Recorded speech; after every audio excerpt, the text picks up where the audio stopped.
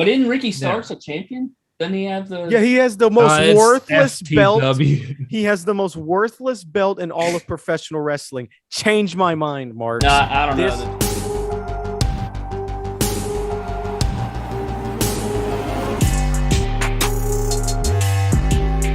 What is happening, everyone? All the Talking Feds fans. It is I, the one and only Danny Meltzer, with my boy Trey and my boy Nathan. And today is without a doubt single-handedly the greatest day of my life, because today I am going to be talking one-on-one with my boys here. Not just them, but with my hero, Harrison. But that is not going to happen right now. We're going to make you wait because a lot of crazy stuff has been happening with wrestling as of late. Wouldn't you say so, guys? Yeah, definitely, man. Absolutely.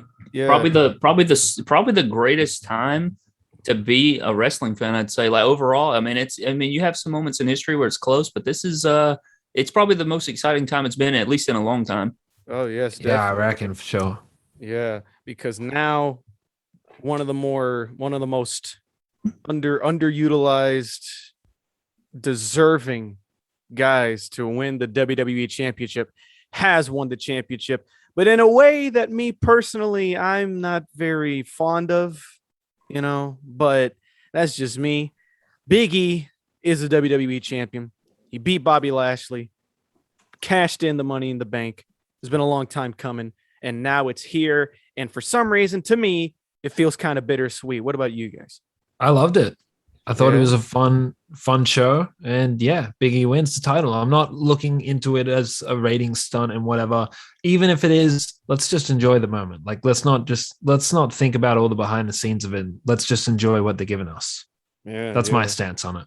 Yeah, I think I'm right there with you. It kind of bums me out to think about, when you think about it, it's like, oh my God, I mean, they're literally just doing this as a ploy. But even if it is just for a ploy, it's still really awesome, and it's cool to see. And it's, you just get, like, this is what we ask for, right? Like, we literally ask for WWE to give us new things and give us these things. And we talk about competition, and we talk about AEW being great and how, they're going to make them be competitive. Well, yeah, you can't say, I want competition, I want WWE to step it up. And then when they give you something cool and unique, you'd be like, oh, it's just a ratings reference to compete with AEW. It's like, I mean, yeah, duh, that's what we want. Yeah, exactly. There's a lot of instances with guys who run podcasts or have like these very unpopular opinions when it comes to WWE versus AEW. They'll say that exact same thing. WWE needs to step their game up. They need to do something different. Voila, we have something different. Oh, you're just doing that for clickbait. And it's like, wrestling fans are like the worst fans in the world. It really makes you feel like that. They're the most petty. But here's some of the reasons why Big E won. Just think about it. If Bobby Lashley retained the title, we would have had Goldberg versus Bobby Lashley in Saudi Arabia for the title. And Goldberg is going to beat Bobby Lashley. So good thing it wasn't for the title. I think that's why they took the title off him too, because they want to have Goldberg beat Bobby Lashley in Saudi Arabia. And yeah, Big E wins the title. That's cool. Moves in with the New Day. And yeah, you got to compete with AEW somehow. They beat him in the demo. I think it's a good move. I think it's just people anti-WWE. Oh, they're just doing it because AEW. So what? Isn't this what you want? Better TV? Exactly. Yeah, it's just like if that were to happen, what's next for Bobby Lashley if he loses to Oldberg over there at Saudi Arabia? Now, he's going to. Yeah. and I'm pretty dumb too. Like, give the man the rub. Like, you know what I'm saying? I think Bobby Lashley he's a longtime vet. It's not like I guess that's probably why he can beat him, is because, he's been around for so long. But as old as he is, he's still like, I don't know. I mean, the man doesn't crack, bro. He looks like he's 27. Yeah. So like, looks great. No, Lashley. Bobby Lashley. Lashley literally looks if anything, he looks younger now than he did in his first run. He looks the same to me, honestly. But to be honest, I don't mind Lashley losing to Goldberg. Especially with the story they built up with the son. I think it makes sense. And Goldberg's a big attraction. So you got to protect that attraction too. So I think he definitely needs to win. And they also you got to do this for the prince, because the prince or whoever, the king or whatever, wants to see Goldberg win. So it's got to happen. They're going to have to, like you said, he beat up his son. It's kind of like, and it's kind of he has to win. Yeah. In Saudi Arabia, I know that sometimes it's obviously canon because we've seen title changes, but it's almost like it's it's a glorified house show. Yeah, So. house Yeah. show. I don't know. They treat it as if it's bigger than WrestleMania half of the time, though. Yeah. And also with Biggie winning the title, I think it also helps set up a babyface versus heel at Survivor Series, Roman Reigns versus Big E. I think the dynamics of Lashley and Roman would have been a little bit weird because you don't want to make one heel look weak. But when it's babyface versus, like, I would rather Reigns beat Big E than Lashley, honestly. And they can do New Day versus Bloodline instead if you want to go that route. I think that would be the better match. Oh, yeah. Yeah. Well, yeah. Who says we need a one-on-one stuff with the world champions this time around? Yeah. You know, we got to change it up a little bit. I mean, like, I thought they were going to do the three-way brand war with NXT again, but no. Nah. they just dropped Not that. with this NXT. Yeah. NXT is they're that's a whole nother ball game of a conversation to be had here. But as far as like Big E doing the championship, I'm not saying I'm hyped. I'm not saying I'm bummed out either. I will be intrigued as to what didn't you like about it?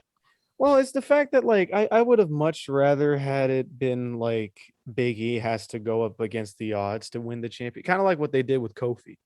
You know what I'm saying? Like when it was. I mean, it's a Kofi, cash in though. You would rather him announce it ahead of time. No, it's not even that. It's like he got the briefcase. Well, he did announce it ahead of time. Yeah, like earlier. Well, I mean, like at a SummerSlam or WrestleMania or something. It's not even. But he kind of did call his shot like earlier in the day. Mm-hmm. Like, it's not even that. It's like, having the Money in the Bank with Big E kind of feels like a cheap way to get him over instead of like having him win matches and being actual cool feuds, what they were trying to do over there in SmackDown. But I guess it wasn't working or anything. I just feel like for SmackDown, it's hard for him to get over when they don't give him enough. There's not enough TV time to showcase him, it seems. Well, I felt like SmackDown should be. Over. I feel like it could be longer. Yeah. Big E. Yeah. I mean, it would be great for him to have more TV time and get more wins and have more feuds to kind of establish him as a bigger star too. But yeah, I would say it's over. People do like him. Yeah. All three members of the New Day, I feel like, are pretty even at this point. Like, as far as support and love from the crowd, I feel like everybody loves the New Day. Yeah. One of the greatest teams of all time. Exactly. So they, they're gonna everybody, and it's obviously people gravitate towards this. Like, everybody's happy for him and everybody loves it. So I mean, that's proof right there. So yeah, I don't know about Xavier Woods though. I think Xavier Woods is like the third place when it comes to that, because I remember watching his Moist TV segment at SummerSlam and I was like, what the fuck? Oh yeah, that was god awful. But I mean, that's not entirely his fault. Yeah, I know that, but it's like, you always think about that moment with the fact that it was literally only Xavier Woods of the New Day. It wasn't even Xavier. I don't think Woods will be a world champ. Oh no. I don't think so. I'm just meaning, like, as far as crowd love, like, everybody loves all three. Yeah, for sure. Yeah. But now that brings me to what the hell they're doing with NXT. It's interesting, to say the absolute least, I guess. When they first showed us like the blueprints of the stage, I was excited because it looked wonderful. And then they did that logo and I was like, oh, it wasn't even the fact that because it was like rainbow or anything. It just, I'm so used to the black and gold and that stuff looked so edgy and so badass. And then here it's like, I don't even know what to make of it. It doesn't look badass to me. It doesn't look edgy. It just kind of looks like, kind of reminds me of one of those like obscure shows that WWE would have, like what's it called? Like Tuesday Morning Slam, something like that. Yeah, I mean, it kind of, I'm not gonna lie, it kind of looks like a Nickelodeon game show or something a little bit. Like, it kind of has that vibe to it, and it looks very kiddie. Like, it doesn't look like it has the edge that it had, I will say. I didn't get to watch NXT. I have to go watch I have to catch up and watch it, but I did keep up with some of the highlights and stuff, so I haven't gotten to watch it. Yeah, I watched the show. Yeah, but I heard some it sounded like a bunch of people were pretty just not happy campers, I guess I could say. Like me, when I was watching it, you had a bunch of these these nobodies just come out of nowhere. The Kyle O'Reilly wasn't even part of the Fatal 4-Way at the end. They had to cut him out because I guess he got injured or something. I don't know. Feel free to correct me in the comments of this video, but Kyle O'Reilly wasn't a part of that match, and they replaced him with some freaking weirdo guy. His name is Wagner. That's what I heard. Yeah. Von Wagner. Yeah, and I'm like, who the hell is this guy? Why couldn't you just freaking give it to Cameron Grimes or something? You know what I'm saying? Like somebody who has been established. I think it's out with the old, in with the new, trying to build new stars and kick this whole developmental thing back to where it should have been the whole time. It's like they were focusing more of a indie promotion instead of actually trying to develop like talent who could really make you a lot of money. Yeah, and so that's I think that's what they're trying to do now. Exactly. So they're going away from they're not going to go after guys that are literally, they could go. Because all those guys want to go to AEW. Yeah, exactly. So the Samoa Joes, the Finn Balor's, the Adam Coles, all those different really, really talented guys, they didn't even belong in NXT, bro. They were way bigger than NXT, but they fit perfectly for the time because that's kind of what the vibe they were going for. Yeah. Mm-hmm. Oh, but yeah, by the way, you were saying, what Nate was saying about out with the old, in with the new, I mean, like, this is kind of like the launch of a new era. So it's just like when we watched AEW for the first time and they had these people, like, I don't know, like the first time I watched Darby Allin, I was like, I didn't know shit about Darby Allin. Now I love Darby Allin. So it's the same thing. You kind of have to see what these guys are about. You give them a chance. You know, you see them improve. You see them grow as stars and see what they can get. I think that's always what NXT has been about, hasn't it? Like, there's been a lot of nobodies back in the day. Some people came in with reputation because they were from the indies too. Mm-hmm. But they're trying for more homegrown talent, and everybody starts as a nobody, pretty much. Yeah. Like a perfect example is like Ty Dillinger. You know, like nobody knew who the hell that was, and he grew into his own. So exactly. Elias. That was who I was about to say again. Elias is another one. There's a long list of talent that, like, I was like, who the fuck is this idiot? And then I watched. Yeah, Baron Corbin. I watch it. I mean, a lot of people there with him. No, I'm just kidding. He's still trash, but you know, don't be talking good about your opponent, guys. Like the fuck. What are you guys trying to punk him out or something of the? I mean, I got to give him props. He's pretty good, but I'm gonna beat him because I'm better. Trash to me. Don't get it twisted. By the way, guys, if you're wondering, why can't we hear Luke? Luke's not here right now. He's probably asleep. Sleeping. sleep. Where you at? Going grocery shopping. I'm not sure. Maybe he'll pop up. Hopefully he'll pop up, you know, in the middle of this. But if not, Luke is going right now. So you're just going to have to deal with me, my boy Trey, and Nathan. But as far as NXT goes, I'm not going to say I'm on board, but like I get it, right? They want to start off anew, but so far this has been a pretty. What do you think of the new stage? Stage, I think is way better than the old one. I'm just colors. Saying, you like the colors? I like the brightness of the arena. I like it way more. I just couldn't watch the old NXT and the CWC. It was just too dark. Yeah, and the CWC dingy. Was trash, but I'm saying like Cage, I didn't dig. It's an upgrade. Yeah, what didn't you like? Like when they had the damn the cages, cages, and like I think for us one show or a couple shows that would have been cool, or like one takeover that would be cool. Yeah. But when it kept coming, I was like, Jesus Christ, can we get this shit out of like I don't know. Are they still piping in the crowd for NXT? I don't know. I wouldn't be for shocked. This episode. I don't Danny, know. Did you notice that? You're talking about like voice or sound effects for the crowd? Yeah. Probably. They're probably doing that for SmackDown. I'm not gonna lie. They're probably doing that for SmackDown, Raw, and all the shows. I think Raw. I don't know. Well, maybe most definitely Raw because Raw is just raw trash, which is raw ass. That's I hope they get rid of that. Like, fans back now. Come on now. I wanted to go back controlling to that. I wanted it to go back to Full Sail because Full Sail, everybody in that building was just going crazy for everything that was happening. You know, but it's like it's in the same area, isn't it? Like, wouldn't it be the same fans? I don't know. That's the thing that NXT is missing. It's all fans. In Florida, isn't it? Something like that. So all the core fans are back. I just think maybe they're not as into NXT as they used to be. Maybe it's the mask that they're wearing. My buzz would probably be killed too if they told me like, yeah, you got to wear a mask and you got to do this, you got to do that to watch a wrestling show. And I'm just like, I might as well just not go, man. I might as well just watch it on the old telly.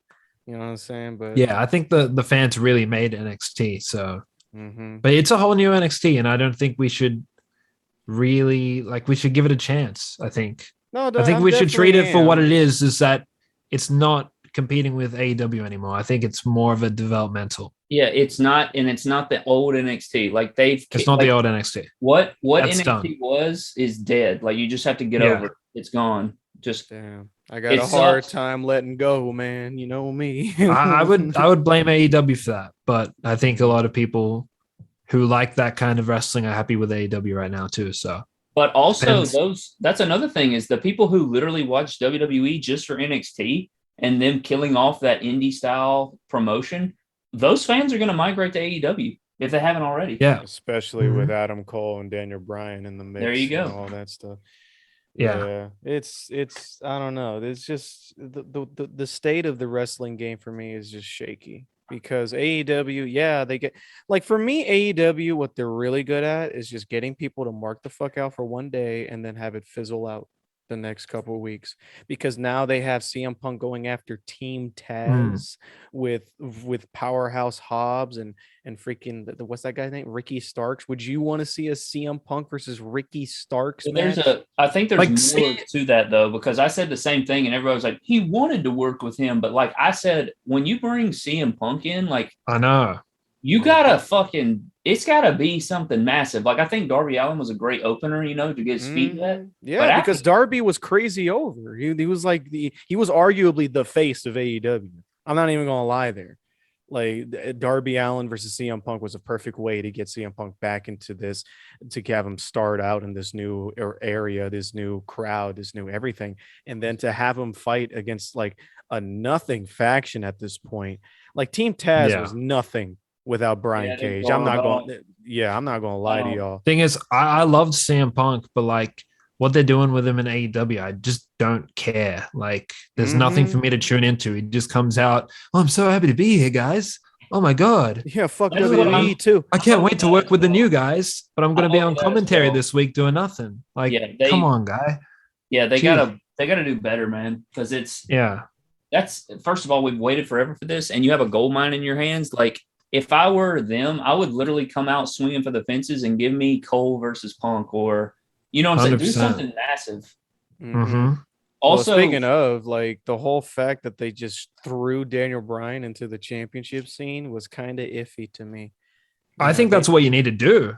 Yeah, I'm saying Punk should have been the one to do that and not Bryan, because we were waiting a lot longer for Punk, than Bryan. Bryan's cool. I love Bryan. True. But like with Daniel, I think Bryan's probably going to lose to Kenny, and then they're going to do Punk. Yeah, but then what's next for Bryan? Well, I think they're going to get attacked. It's like they have the problem of like counting your chickens before you hatch, or blowing their load way too early with Daniel Bryan. You gotta let it simmer, dude. You can't turn the oven on. You can't turn the stove on to 9 and expect a a good steak. You know what I'm saying? Or however you guys fucking cook your steaks, huh? But you get what I'm trying to say. Steak on the stove. And I don't know, bro. I barely cook steaks at all, so I don't know. But the thing is, with Daniel Bryan going after the world championship and CM Punk going after fucking Team Taz, this shit's mid as hell. Yeah. All right. I tried to watch All Out, and I tried to watch Dynamite last week.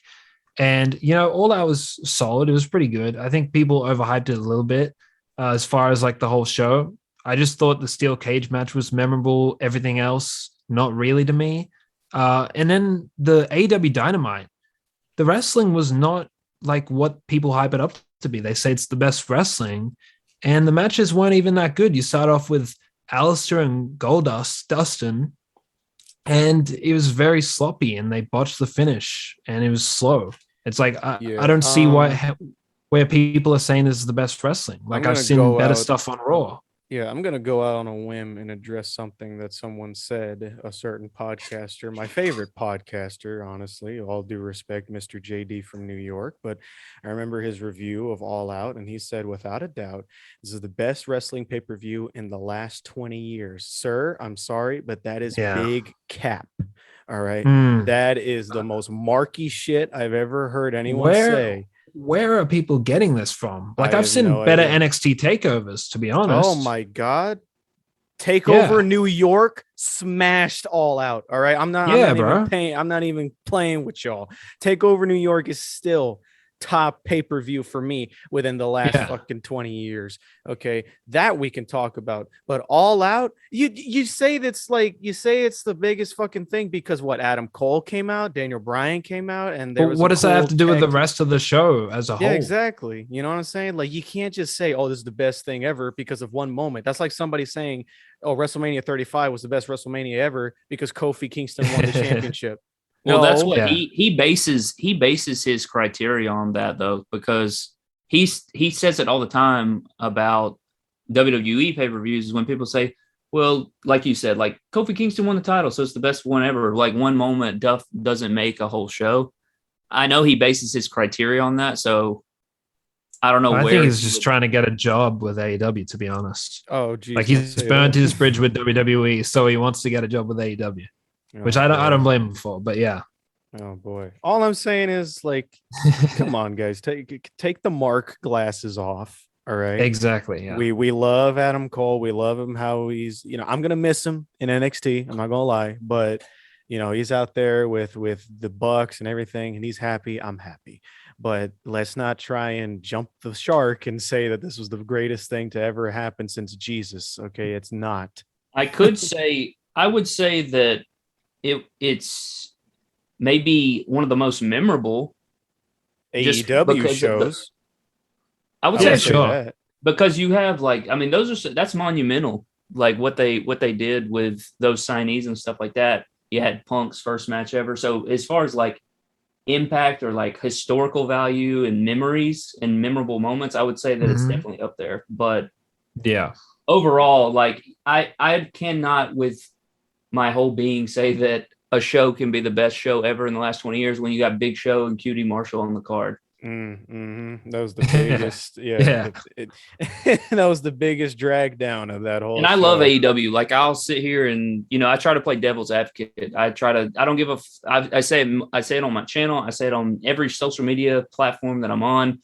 I don't give a damn what logo you got, bro. Like if it's good, I'll say it's good. If it's bad, I'm gonna shit on it. Yeah, I And feel that too.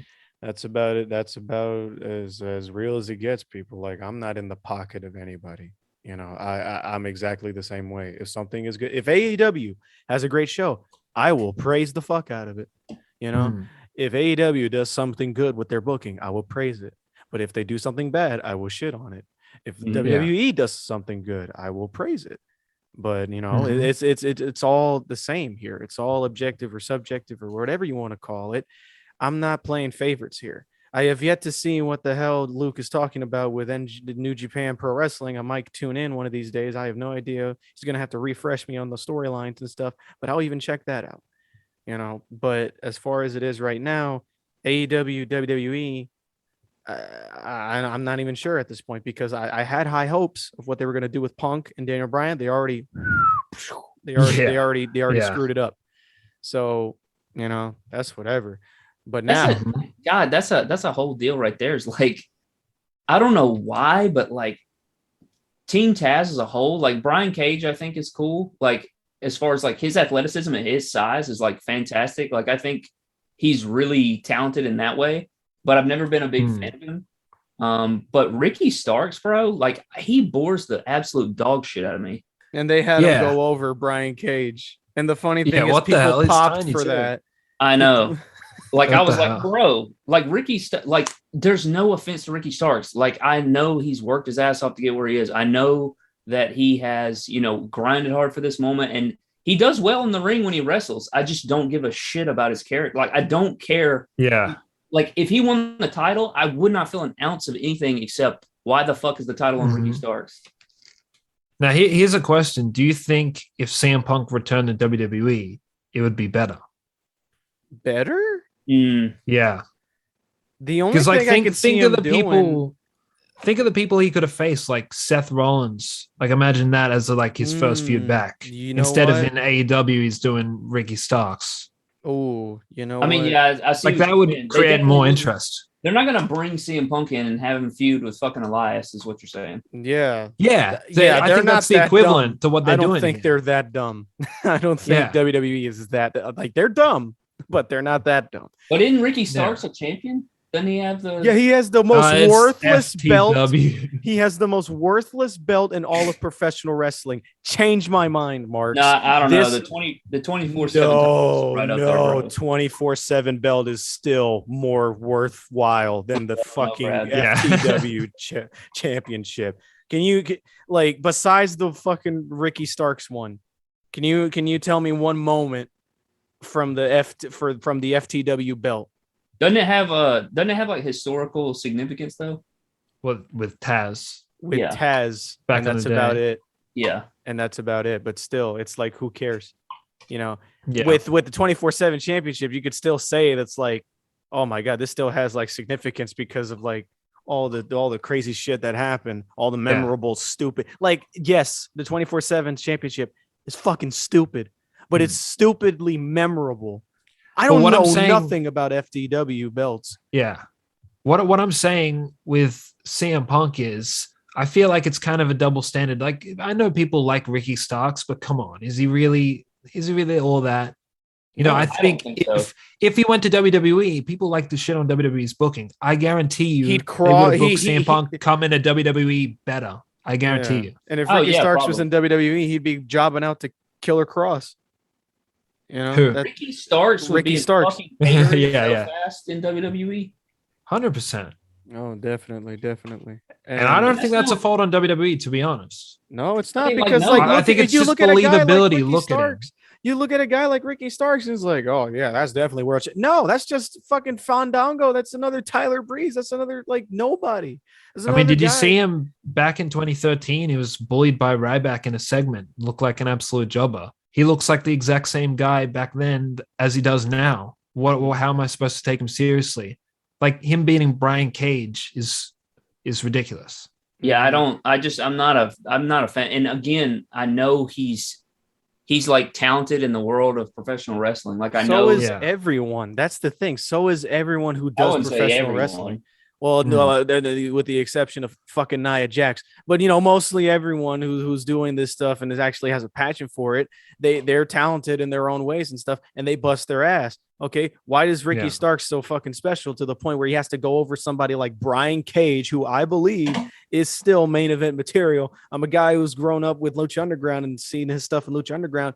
I saw him. That was the first time I ever saw him. And I was like, oh, that's a guy you got to keep your eye out for. And when he first comes in, he loses to John Moxley because of a Fujiwara armbar. And I was like, damn, they really, you know, AEW really loves to just fuck up these debuts. Like people won't say that, but like, look at the evidence here. People overlook a lot of stuff. You know, CM Punk, fucking Brian Cage. Nothing. You don't hear from me, boy. Yeah, definitely hear it from me. Like I that's the reason why I was the most hated guy in fucking like Pick Fed reviews history and shit like that. Because like when something doesn't make sense, I'll call it out and shit all over it. You know, and people didn't like that about me, but I'll say it in real life too. Ricky Starks is not that guy. Brian Cage I would honestly love to see CM Punk versus Brian Cage. Much rather than fucking Ricky Starks versus CM Punk, or even Powerhouse Hobbs versus CM Punk, because Powerhouse Hobbs just seems like fucking Brian Cage's replacement. That's all it is, honestly. Yeah, I'm right there with you. But now that's enough dabbling into the wrestling state of today. I think it's time. I think it's time for the big boy himself, Harrison, to enter the stage. Here he is. That's good, everybody. Yeah, that's Trace. That's Trace thing. That's not infringement. That's you're perfect. No, that's oh boy. Oh no. Okay, we already done fucked up. Some trouble already. We already got a fucking lawsuit on our hands. But anyway, how are you doing, Mr.? Oh boy. How are you doing, Mr. Harrison? I am just elated to have you here in my presence. Biggest fan amongst- right there. Yeah, exactly. I'm literally bowing down to you as we speak. I appreciate it. I appreciate it. And guess what? I appreciate it. No, I'm excited to be here. I was trying to be here last week, but just scheduling stuff. But I'm glad that we got this to work because when you guys first announced this, I was like, yo, that's a really dope idea. And I'm glad that y'all asked me to be a part of it on one of these episodes. Yeah, like for me, it was like, how could I not, dude? You're like one of the biggest inspirations for a lot of people in this community in the first place. So it's like it was probably being a crime for you not to show up in this podcast. But since you're here, it's literally the greatest day of my life. But I'm not the guy.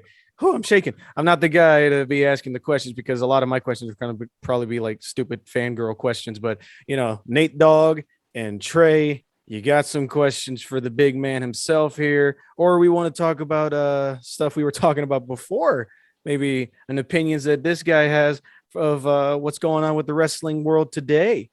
Big East champion, NXT has a new rerun, and maybe just your quick thoughts. You got some quick thoughts about it? Oh yeah. For Big E, actually, I love the move. I think just because Raw has just been so stale for so long, and they need to go in a new direction and have it like, I don't know, put the brand underneath somebody, like how SmackDown's kind of ran by the Bloodline. I think Raw being ran by the New Day would kind of help put eyes back on the product. So I'm excited to see that. I'm excited to see what they do because I can't say it's not interesting because it's definitely interesting. Yeah. I just hope that whatever they do in the future, they knock it out. I don't know what their plan to do for Extreme Rules is since before Monday night, they still had Orton versus Lashley penciled down. So I'm kind of excited to see what happens there. As far as NXT goes, I watched it today. I'm not sure how I feel about the whole setup, just because it's such a big change from the black and gold. But yeah, I'm definitely a big mark for the black and gold and that whole aesthetic. It looked like really dark and just edgy looking back in 2018. 2018 was PIC wrestling entertainment as a whole when it came to like not NXT. on Monday Night Raw. Jesus. Of course. That was probably one of the worst years of Monday Night Raw history. They literally had a State of the Union where they had Vince McMahon and Triple H come out and have a YouTube apology live in fucking WWE in front of like thousands of people. They said, "Oh, things are going to change." They never did. So no. Although we got to give props to Seth Rollins, he had a lot of bangers on free TV on Raw. Well, he had creative in general stuff. On his back. He did have to carry that whole year. Yeah, he carried it. Yeah. But that's as far as like the wrestling world in real life goes. But as far as the PIC Fed world, we got the questions aplenty. Go ahead and kill them with it, guys. I'm gonna just sit back and bask in the glory of Mr. Harrison here. All right, so it sounds good, at least on my end. I guess I can start off first if you don't mind, Nate. Yeah, go for it. All right, so my first question is going to, since you are a longtime member of the community, I would argue one of the beginning PIC Feds. You've been at it a very long time, a lot of experience, a lot of shows, a lot of filming, all the different things, a lot of hours spent in the lab, if you will say. My first question is just what your thoughts are on the community as a whole, as a PIC Fed community, or just WWE figure community, and how you've seen it from the days past when you were, maybe a kid, and when you first started, and how you've seen it evolve over time and where you are now and kind of just that whole process. Oh my God. I would say a big changes in the community since when I first got in, or when I was like first getting my feet in. Because back in like 2010, we didn't have like IG, we didn't have a big community. The whole How old were you at the time too? In 2010? At 2010, I was 14. I started watching YouTube around 2006, so I didn't really like make videos for like the first 4 years.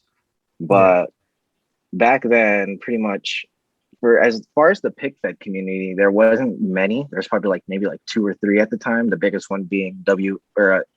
If you guys don't know I him. loved him. He had made such killer stages all the time in his bro. That inspired me. Yep. Yeah, that's how I was inspired. His whole arena Dude, Oh, yeah, I can man. see it. I can I see was it with your mesmerized arenas by that. too. Yeah, 100%. Big So I would say inspiration. he's such a big inspiration. I just loved how he had like full on figure shows. Yeah. And then on the on the WFIX board, you would have the pick fed section, but the pick fetting then was more like, I would say they probably take like 20 picks for a match, and then the rest you would read via text, which was a cool idea at the time. But me being 14 and me being like, I'm not trying to read for hours about this guy's pick fed. I'd rather just watch it. Yeah. Harrison, do you know who started pick fed originally? Who started it? Do you know who did that? I don't know who did that. There's a lot of people on the WFIX board doing it before I hopped on the YouTube. That's as far as I know. Yeah.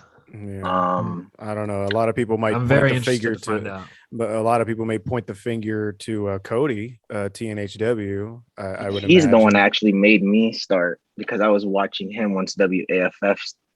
I think like WAFF, like his.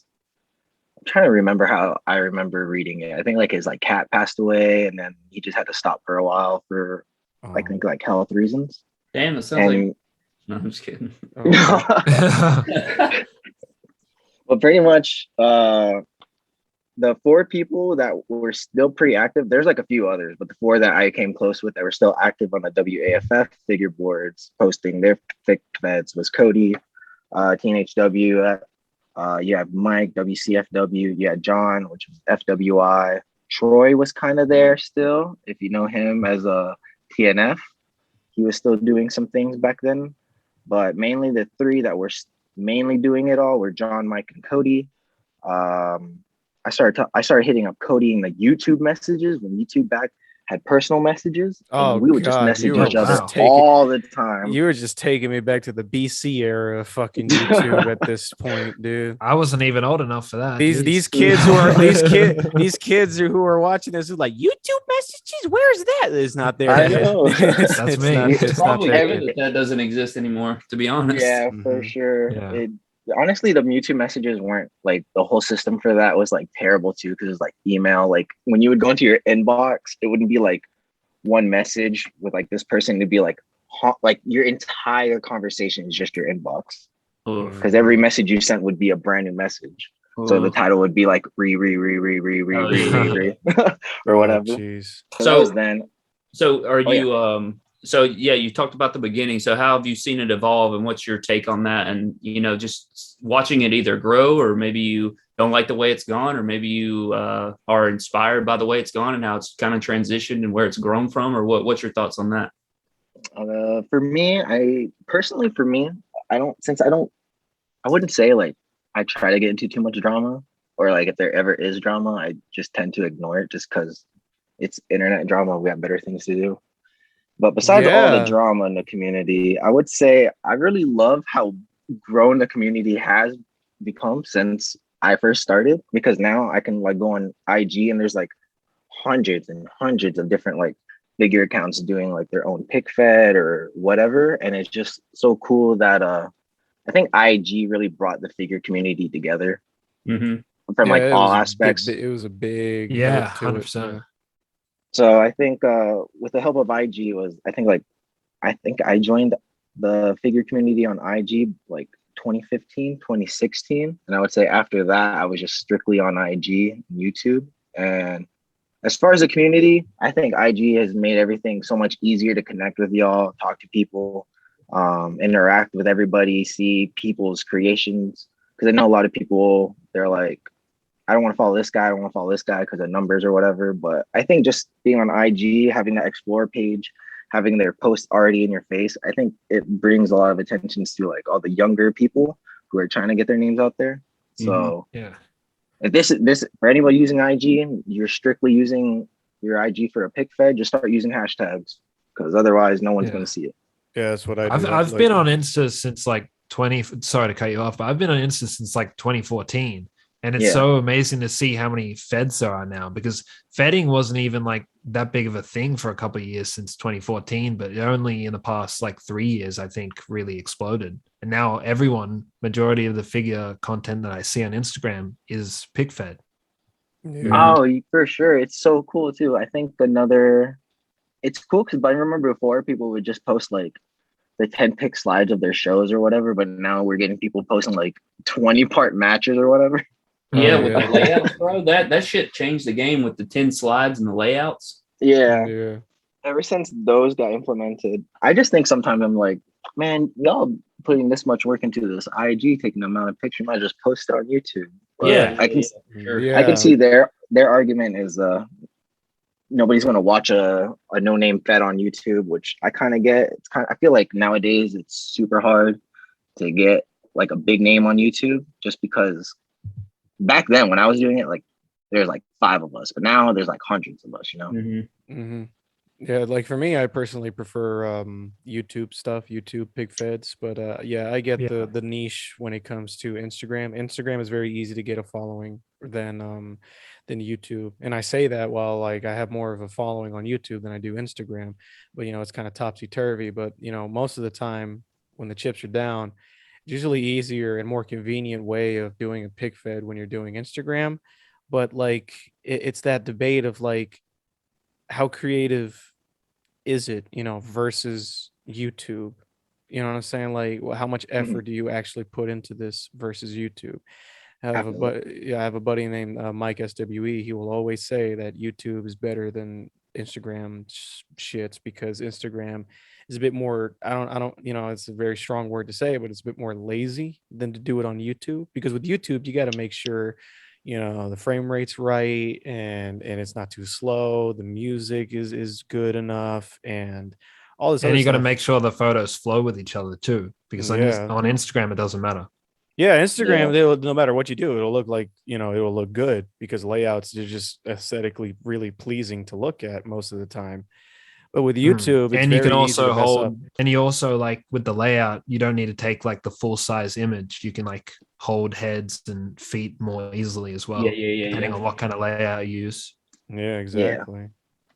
I will say some of the people on IG though, like the ones that I be watching, I don't want to butcher their names. It was like BC. There's like 2 BCWs. There's like a CCW.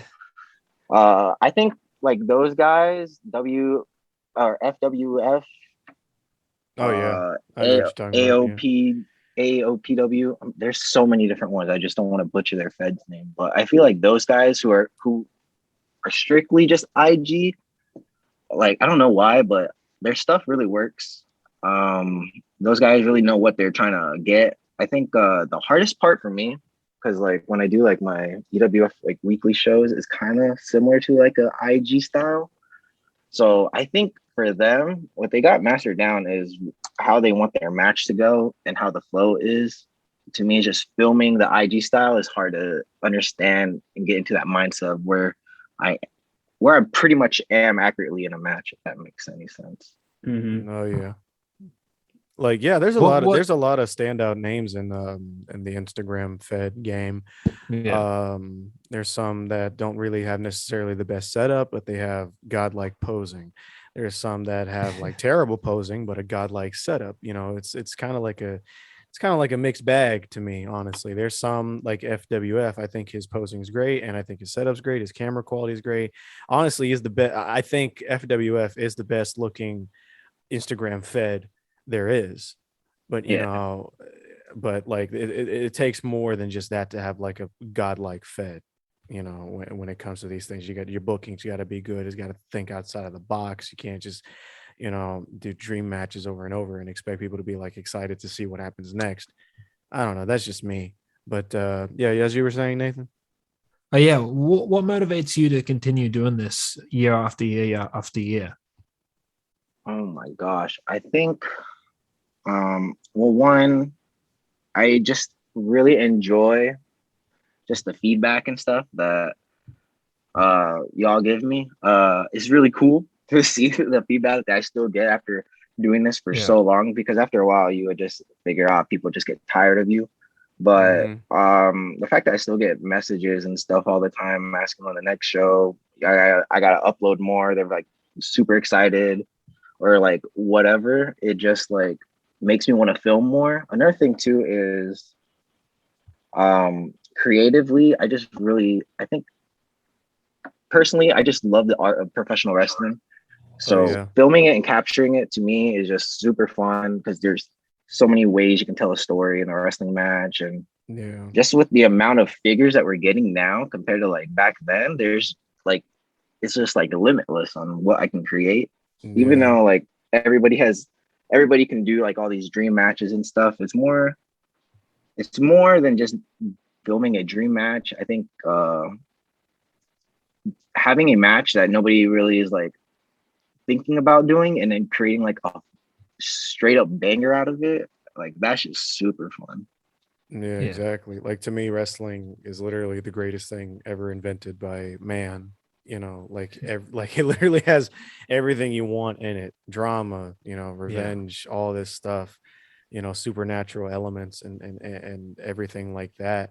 And the kind of power that you have behind a pick fed and being able to put yourself in Vince McMahon's shoes, like how would you book your own wrestling show? And that's kind of like the novelty of it at the very core of it all. Like how would you run your own wrestling show?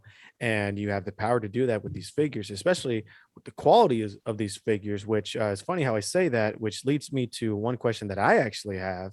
What's better to film with, Mattel or Jazzwares? Oh gosh, as of right now, my opinion, Mattel for sure, just because the joints are a lot tighter, they're a lot stiffer. I mean, for posability wise, I can't argue and say that Mattel is better because posability wise, Jazzware is gonna knock them out of the park in my opinion. But as far as posing to film with and doing figure photography with, definitely Mattel because they're just not loose. The joints don't, like the legs don't come out and stuff, you know. Oh my god, yeah. Every episode I shed on Jazzwares the AEW figures because their legs are loose. Luchasaurus, biggest example, bane of my existence. We already established that. Pentagon series 6, biggest disappointment. Right. Oh my god, yeah. And like these figures, AEW figures, is great to look at. There's so much potential in them. You know, it first started out when I first opened the series 1, Kenny Omega and stuff like that. I was like, these motherfuckers are better than Mattel. Like I'm holding them in my hand. They feel so great. And then I filmed the Kenny Omega versus Drew McIntyre match. After that 17-minute match on PickFed Winter Slam. After that Kenny is done. You can't do nothing with it. I try to do like little remedies, maybe put some cotton in the joints or paper or whatever. No, it's done. It's dead. Luchasaurus basically unusable when it comes to pig fetting. So yeah, and it's kind of like gives you a bit of a rough situation because like you can either just bite the bullet and just try and use those as best as you can, or spend a shit ton of money on customs. You know, it's a rocky road when it comes to this, but like that's why I'm saying, hoping Jeremy fixes the balls on these fucking figures. That's what I'm hoping for, because after that it will be a wonderful world in the pick fed community as a whole. But right now, Mattel still is king of the wrestling figure game. You know, it could change, but right now Mattel's got this covered. That's my rant. But did Nate, did you ever ask your question? Did you ask your first question? Yeah, I did ask my question. What was your question? How do you keep motivated?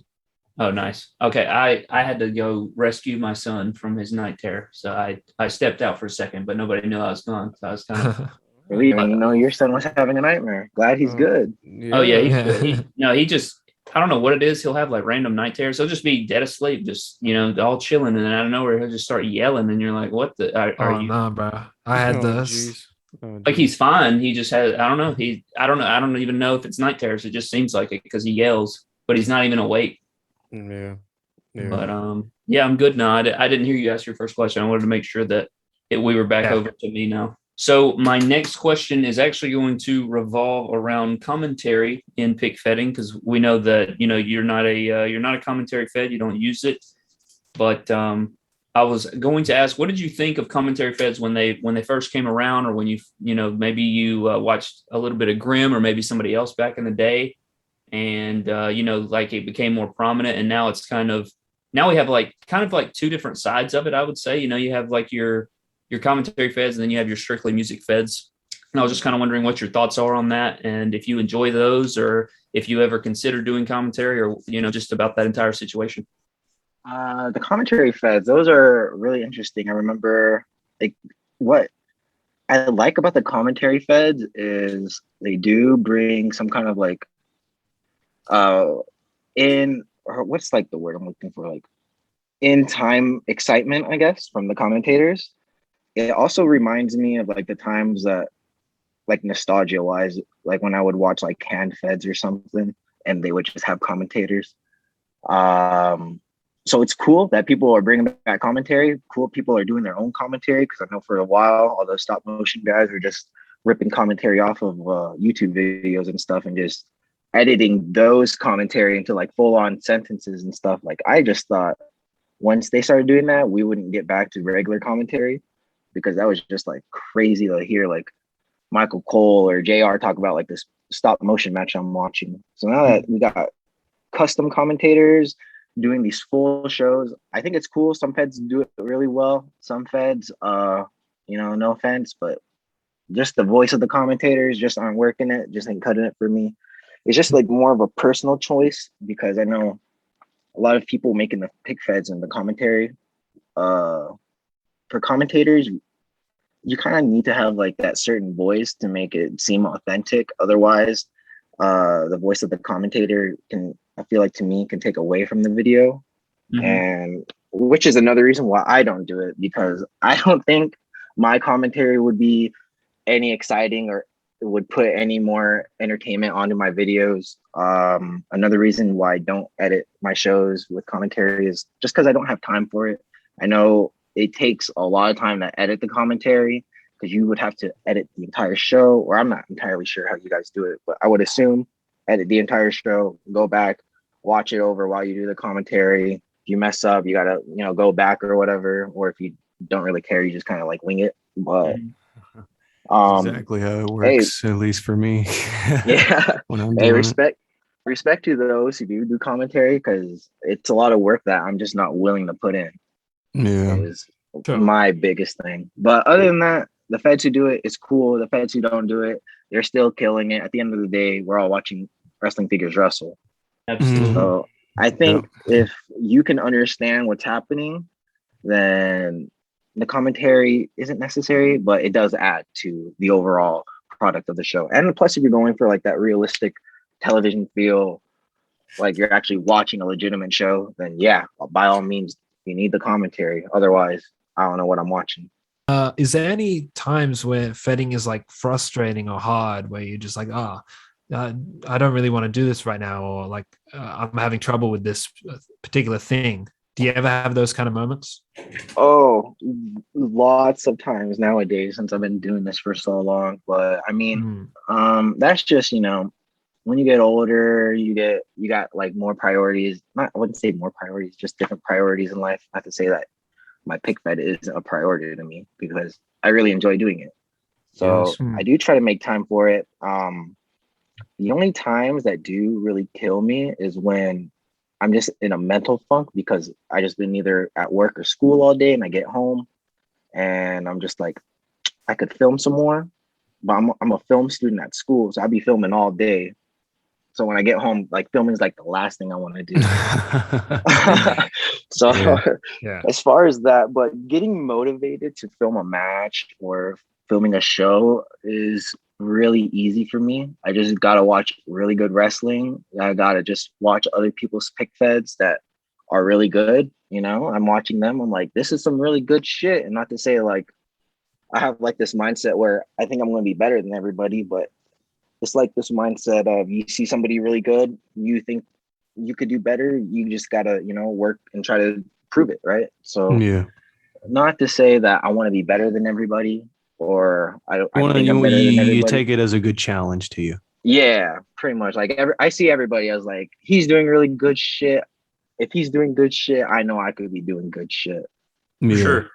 Yeah, there's nothing wrong with that. I don't think anybody would think that. Like, I have the same approach with the content that I make. Like I want to be the best version of myself. And if the other people push you to do that. So Yeah. Yeah, it's kind of like a Goku Vegeta type thing. They're always pushing each other to be the strongest Saiyans. And so we're always pushing each other to be the best pick fetters that we can possibly be. There you go.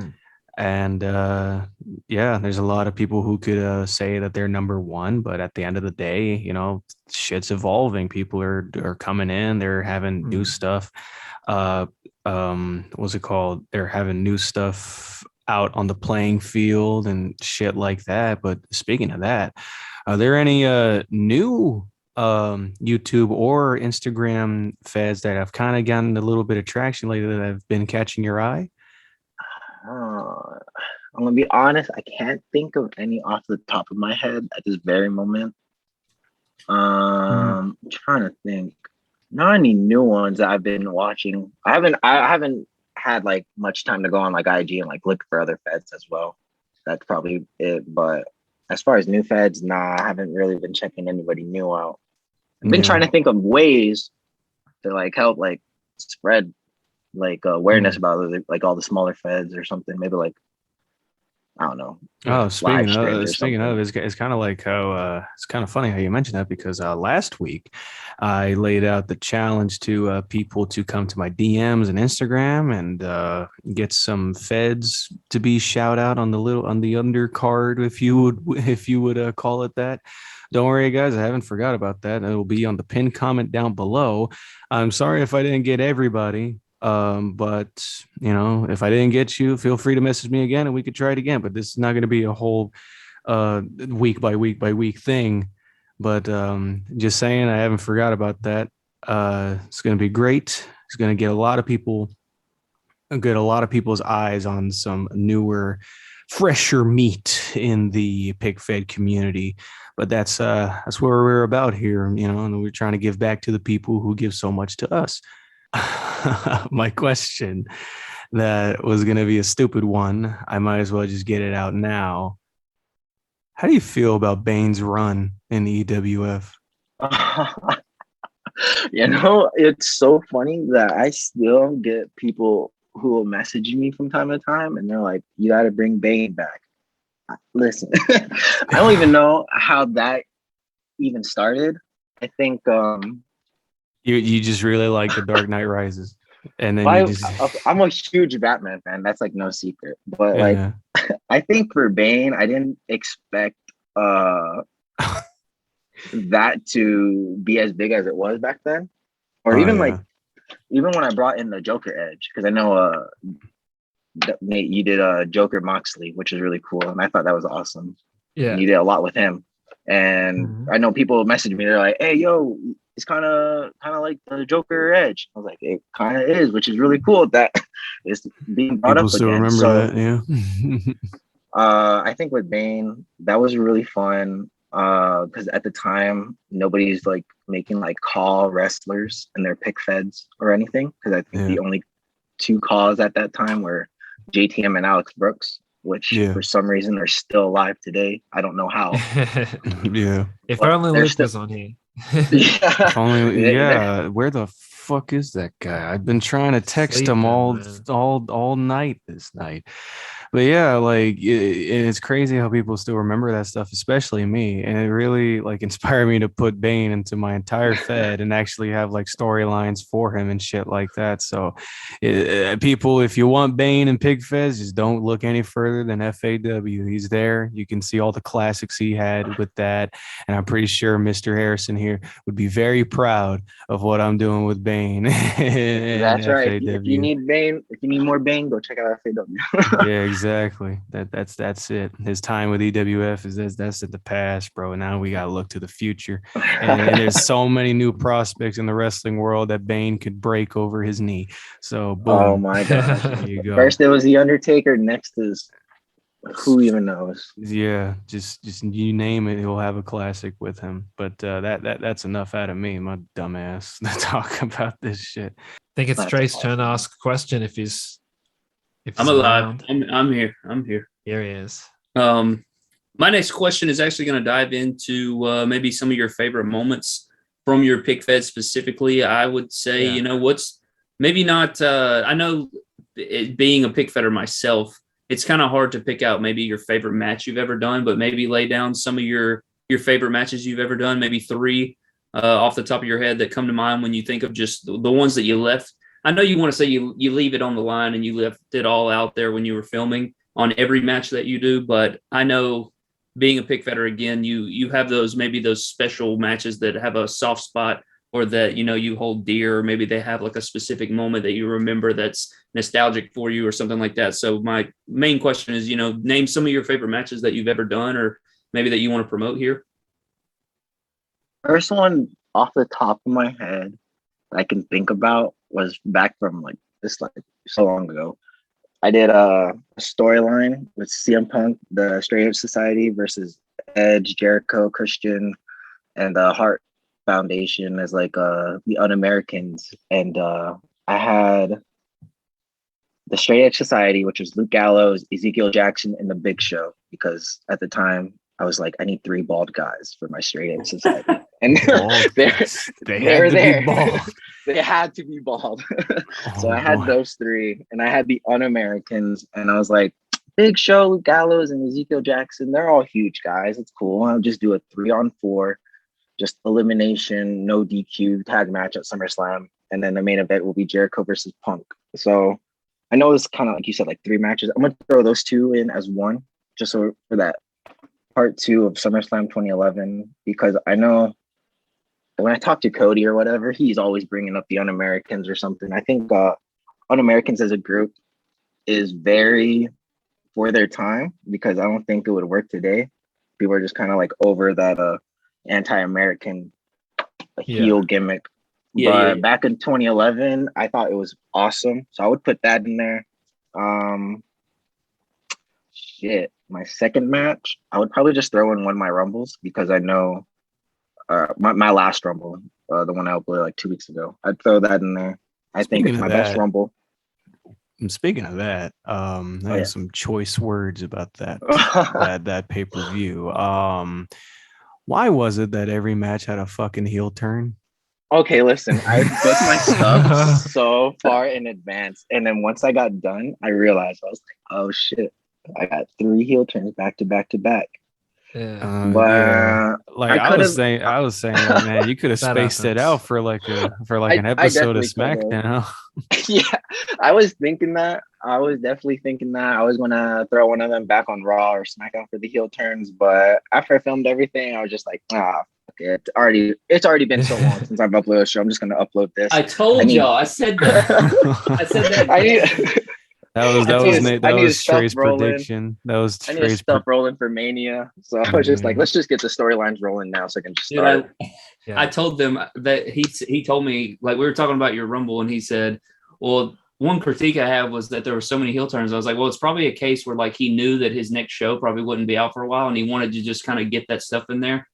Yeah, that's definitely it.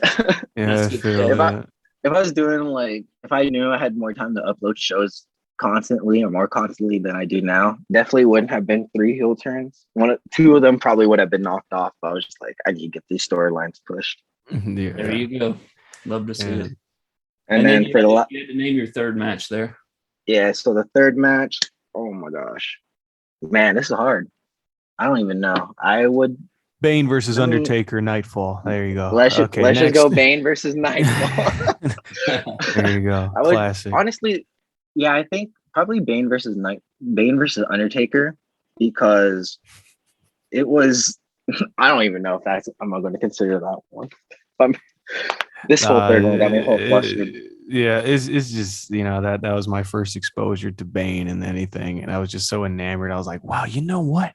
That is a fucking good idea. Because I watched The Dark Knight Rises, and I was like, dude, he looks like a fucking luchador, and that's how the comic version was pretty based off of Lucha Libre, right? And shit like that. He was a Lucha Libre before, and so fucking, it's just perfect. And then you had you had all those matches and shit with Bane and Kane. I think that was actually the first match I saw with Bane. I was like, what the fuck? Bane's fighting Kane. Oh yeah, he fought him in the casket. Yeah, in the casket, the fucking pencil holder casket and shit. And yeah, I don't know. For me, that was just a very historic moment in PIC Fit history, and you got to be creative when it comes to pick fetting. So that's some of the shit that I love about pick fetting the most is like when you, like you talked about before, you get on Instagram and you see these people using these like things that you wouldn't even think of. You're like, bro, what? Like he used this for that and he used this for that. And then like when you use your own, I don't know, like I think I used a Mountain Dew can as like a cooler at one of my shows before. Like, you just kind of get creative with it. And that's like one of my favorite things about pick fetting in general. And good old Harrison here used that as like a fucking trash can, didn't you? Yeah. And you brought it back. You brought it back for that one cinematic match. That was a big old mark out moment. But Nathan, you got another question for Big Boy here? Yeah, so you said you watch other feds and it inspires you to like do better and be the best you can be. What kind of improvements can you or do you want to make with your stuff? Because I noticed in the past maybe year you started using more string instead of like holding it with your hands and stuff. So what kind of other improvements are you looking to make things better? Or do you think you've kind of like perfected your style? No, there's definitely lots of ways that I can improve my fed, just quality wise, production wise. The number one thing I get all the time, people be commenting is like, can you please add commentary? And I think do commentary for you like for free, like no question. You should. I think you should get Danny to do it. I will fucking. I'm like ready and center, bitch. Like front and center. Aye, captain. I mean, I'll tell you, why don't you just, if you ever find the time, why don't just do like a poll of matches that let your audience vote on it, pick 2 superstars, and then me and Danny can commentate it and just see how it goes. And then just try it out. Yeah. Just for shits and giggles. At least just one match. It could be just like a fucking throwaway one. Yeah. We could, I can probably make that happen too. Yeah. I think I did have ideas if I were to have done commentary. I would have definitely need to edit my matches a lot differently than how they already are presented. Yeah. So that would just be the other thing. I think you got a good voice and you got a good energy about you. I think you could do commentary for your Fed if you wanted to. I wanted to. Honestly, I think I would need like another person. I don't know if I would do good by myself. Yeah, I'll elevate you. I'll be the Pat McAfee and elevate you. You're Michael Cole and I'm Pat McAfee, and then perfect. Feed off each other's energy. Well, I mean, you can edit, like you don't have to do it like the full way through. You can kind of edit and stop start if you wanted to do that. Because I do it alone. Danny has experience doing it alone. I'm pretty sure. I've done it alone multiple times. MDT's done it alone. I think. Do you guys do it all in one take, or do you edit? I mostly do it all in one take, or at least I aim to. Yeah, I try to do it all in one take. The only way that we would redo it is if, like, me and my brother, when we get together, we make, like, even if we have a perfect take, like, we'll cut a joke or we'll do some dumb shit that'll, like, ruin it or something. Yeah. And, stuff like that. So sometimes we'll redo it, or, like, sometimes you fumble over your words or something. But for the most part, yeah, it's just straight go. Yeah, I think you should give it a try at least one time.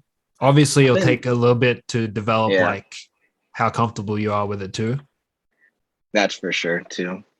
Yeah. It's going to take some time getting used to hearing my voice. Yeah, I had that. I thought I had a really bad voice. Maybe some people think I do, but I didn't care. I think I'm doing pretty good now. Like, I usually hate my voice, especially when, like, I'm singing or something. But when it comes to, like, commentary, I don't care, because, like, normally the most entertaining commentators have these wacky, like, zany, fucking high-pitched voices, and that was just me when I was doing that.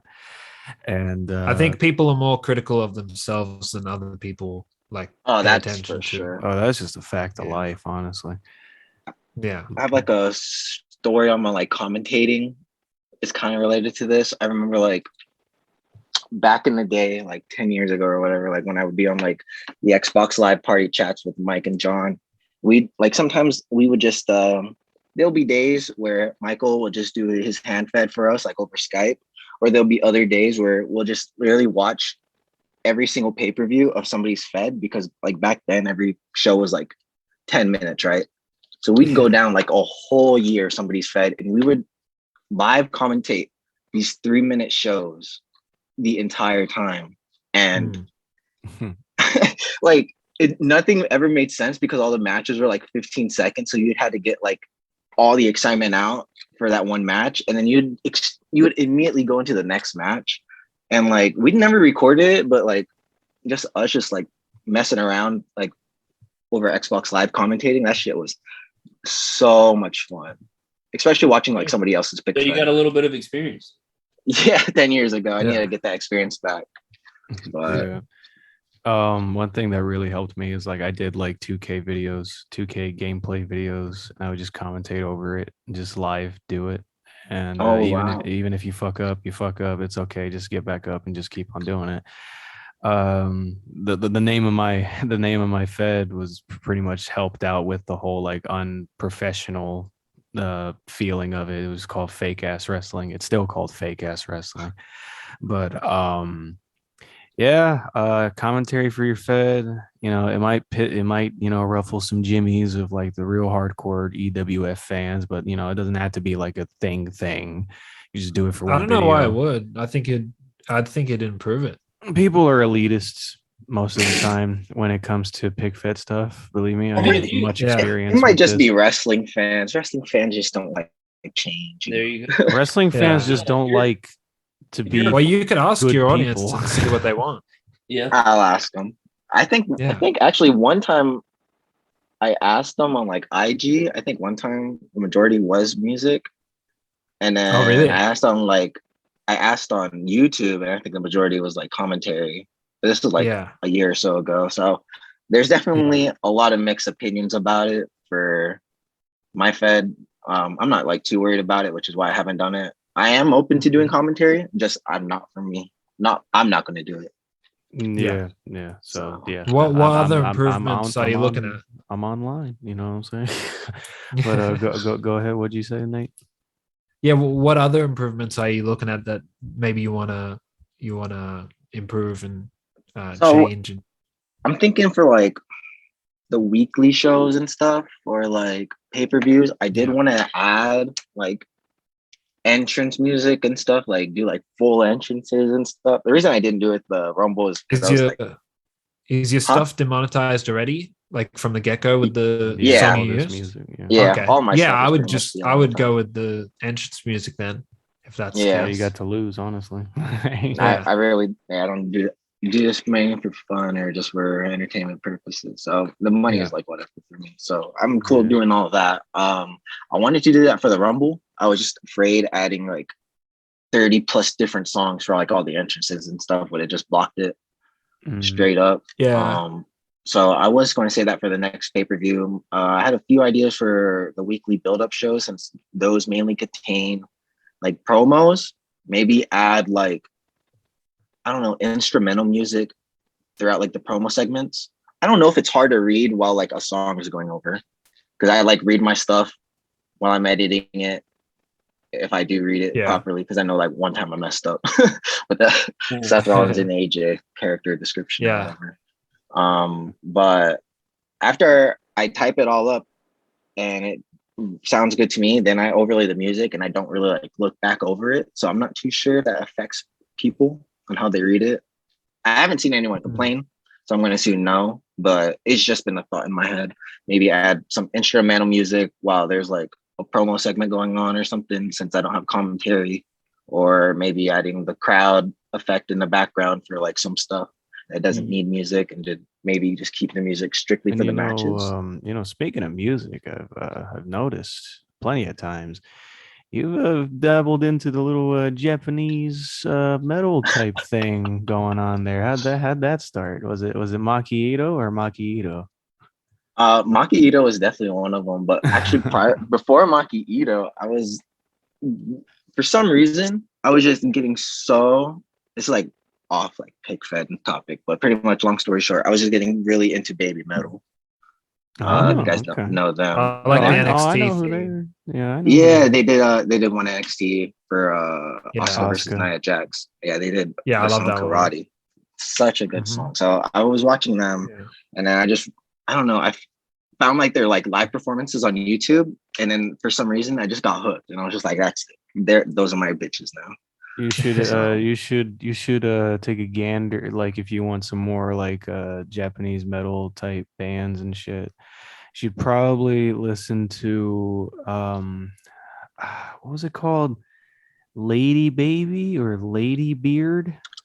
Something like that. Fuck. Go ahead and change the subject while I try to look at this band. I think I see what you're talking about. Yeah, is this dude who cross dresses as like a cute kawaii fucking schoolgirl. I'm definitely gonna watch this right after this. Yeah, and he's the guy who does the death metal fucking noises and growls and screams and shit, while the two other cute little Japanese girls do all the singing. And it's just so fucking funny and it's so amazing. But sadly, they're not a band anymore. And funny enough, the guy who cross dresses Lady Beard, he's a pro wrestler. So no boom, way. He is. And it all comes full circle. This is destiny, baby. So fucking go and look at that. Look that up when you can, because it's wonderful. God, I'm so starstruck right now. Oh my God, he is a wrestler. Yeah. Sorry, I'm looking this up.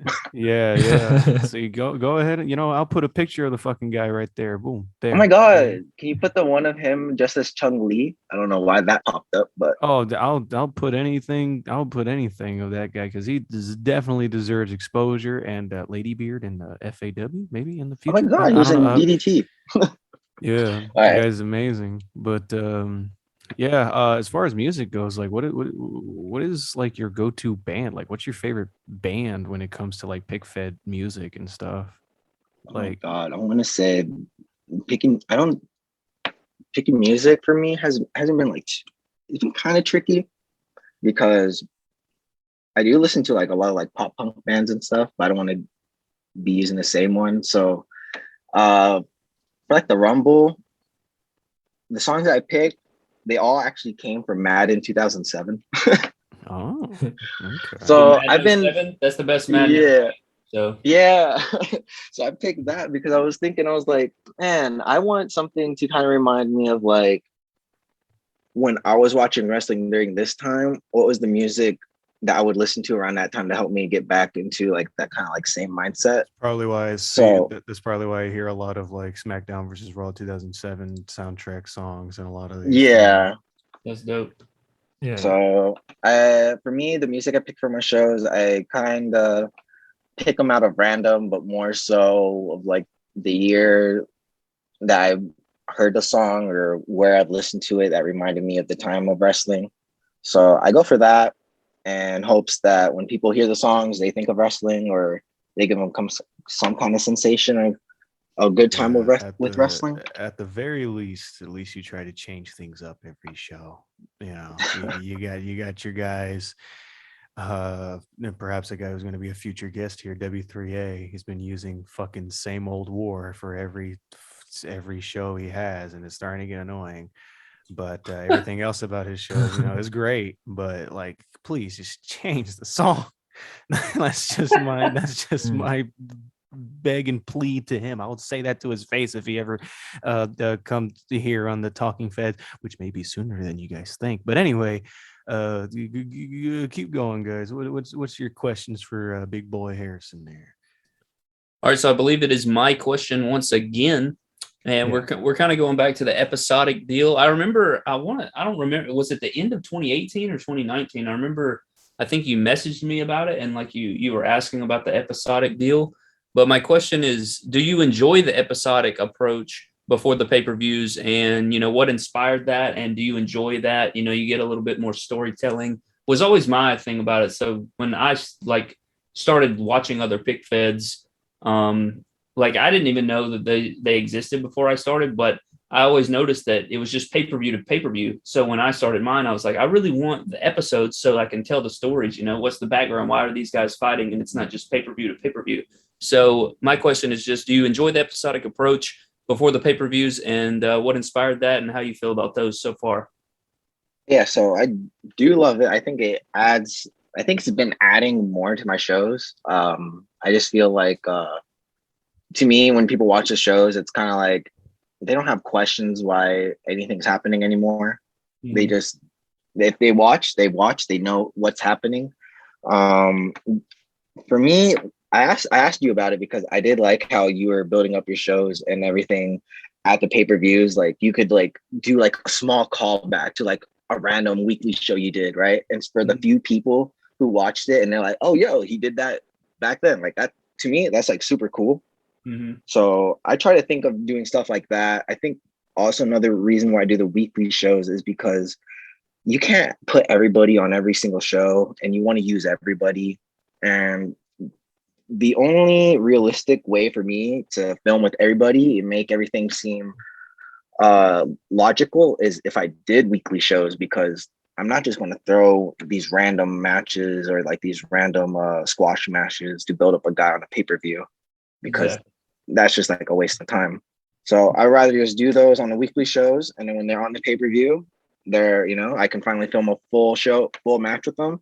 I've already had some kind of experience filming with them with the weekly shows. So like another thing for me is I don't like filming guys who I've like never watched before or something. I need to watch like a few matches with them to understand like how their match layouts are. So filming them with the weekly shows, it helps me just get a better mindset of like, I could do this here, do this here, do this here. And then when I film a full match, I'll be able to connect it a lot easier. And then like you said, Trey, with building the storylines, that's just mainly the main thing. To me, chronologically speaking, EWF is probably still back in late 2019, early 2020, because this is continuation off of Mania 9, which is back in 2019. So to me, I wanted to do. We're going into fucking time travel bullshit. Time travel bullshit. This is like, I don't think anybody really thinks about this stuff besides me. I'm just weird about this, but pretty much to me, my whole mindset was, if I don't know if I'm going to stop or if I'm going to continue, but when I get to WrestleMania 10, I wanted WrestleMania 9 and WrestleMania 10 be like, you can see like everything that happened and in between. So that was my main goal of doing all the weekly shows. They're going to continue until Mania 10. I know some people are like, just switch to IG or something because it's taking too long. I'm like, it's taking too long, but you know, as a creative person, I need to get this done. No, I'm right there with you, bro. Yeah, like, man, that's probably why like my Winter Slam took so long to make, is because I needed to have everything I wanted to be. Like I needed it to be exactly how I wanted it, or I was gonna hate it for the rest of my life. You know, it's kind of like that type of thing. So time is important. And patience is important when creating art, because if you fucking half-ass everything, is it really art? You know, at that point. I'm right there with you with the, like, I think I talk about this often. Like my pay-per-views have like certain years on them, but if you go back on the timeline, bro, I think it's like 2018 in my fed. Like if you go back. But I mean, it's not that big. Like, and that's another thing is people are like, well, why don't you change this or do it this way so it's simpler, or do this way so you don't have to wait as long. It's like, nah, I'm not going to sacrifice, you know, ideas and things I really, really want to do and produce just to get it out in a timely fashion. When it gets out, it'll be worth it and it'll be great once it comes. But like, I'm not going to sacrifice the quality, or I'm not going to sacrifice something that I really, really want to put into the show just to get it out quicker. Yeah. I feel that. You know who does, I will say who does put out a lot of content is NLW. Yeah. Oh shit. Welcome, Luke. Oh, where you been, bro? No way. You've almost missed the whole thing. Look out, Brad Lucas is cashing the main contract. There he comes. He's got a chair. Here comes Lucas with a chair. Are we recording right now or what? Oh yes. Oh shit. Say hello to Harrison. Hey man, how's it going? Not too bad. This is my show now, so you're our guest. He cashed in. This is what you call a paradigm shift. Out with the Lucas, in with the Harrison. I'm sorry. I just had like a brownout thing. They had some maintenance work done. I barely got any sleep too because the aircon doesn't work if that happens. So yeah. You call it aircon too? He just said aircon again? No way. Yeah, not an Australian thing only, huh? It's just a fucking that side of the planet thing, I guess. Why? What would it be called?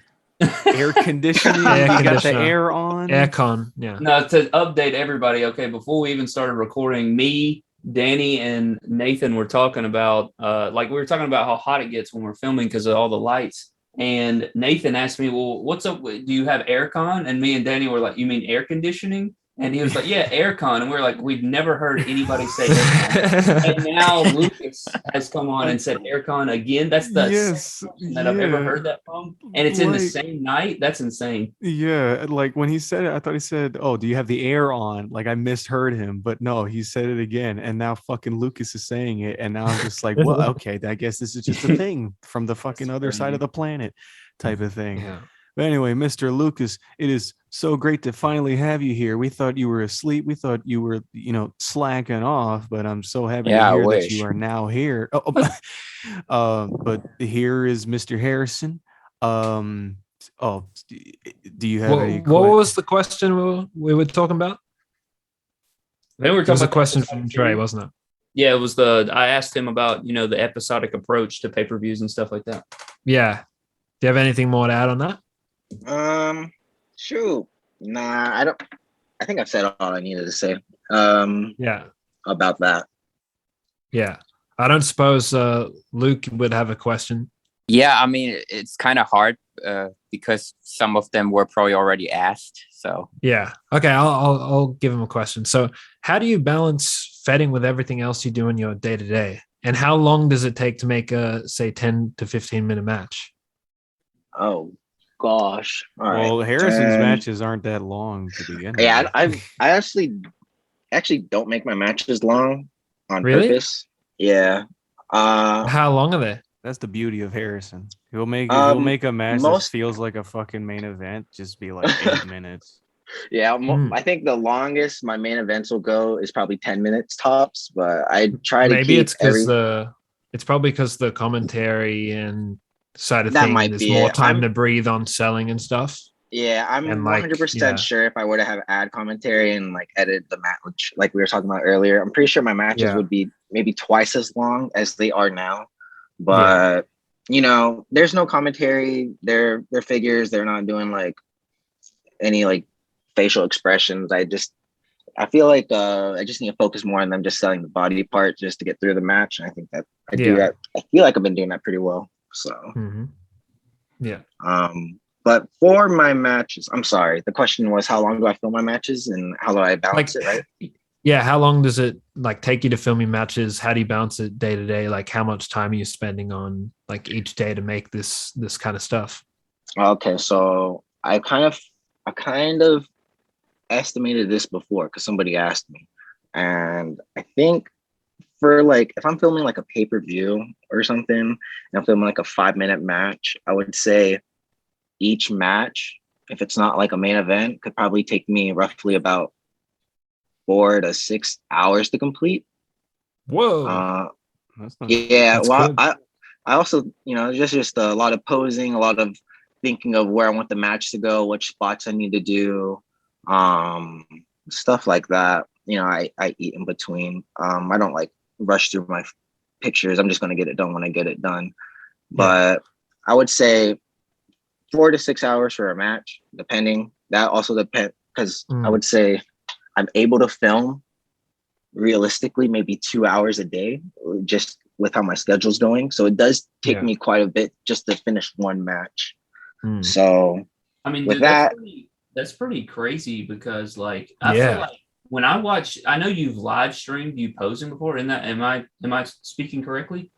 I have before, yeah. Yeah, like I've seen you. I don't know if it was a time lapse or if it was a stream or it may have been both, but you were like flying through that shit. Like you and Cody filmed so fast and it blows my mind. I'm telling y'all, this guy's a fucking god. When I film, bro, I feel like I don't know, I feel like it takes same forever, bro. Like when I like I'll have to, look up, like, I don't know. I feel like y'all can memorize what the move looks like perfectly. And you've probably done it so much that you can remember exactly how you posed it. Like some moves, obviously you learn to adapt to because they're common moves. But when it comes to like, I don't know, when I saw you and Cody like live stream or do like a time lapse of y'all's filming, y'all will literally take like 6 pictures in 60 seconds. And I'm like, how the hell is that even possible? That's crazy. It's simple. He's a god. He's a god of pic fed. That's why I would say my fucking hero.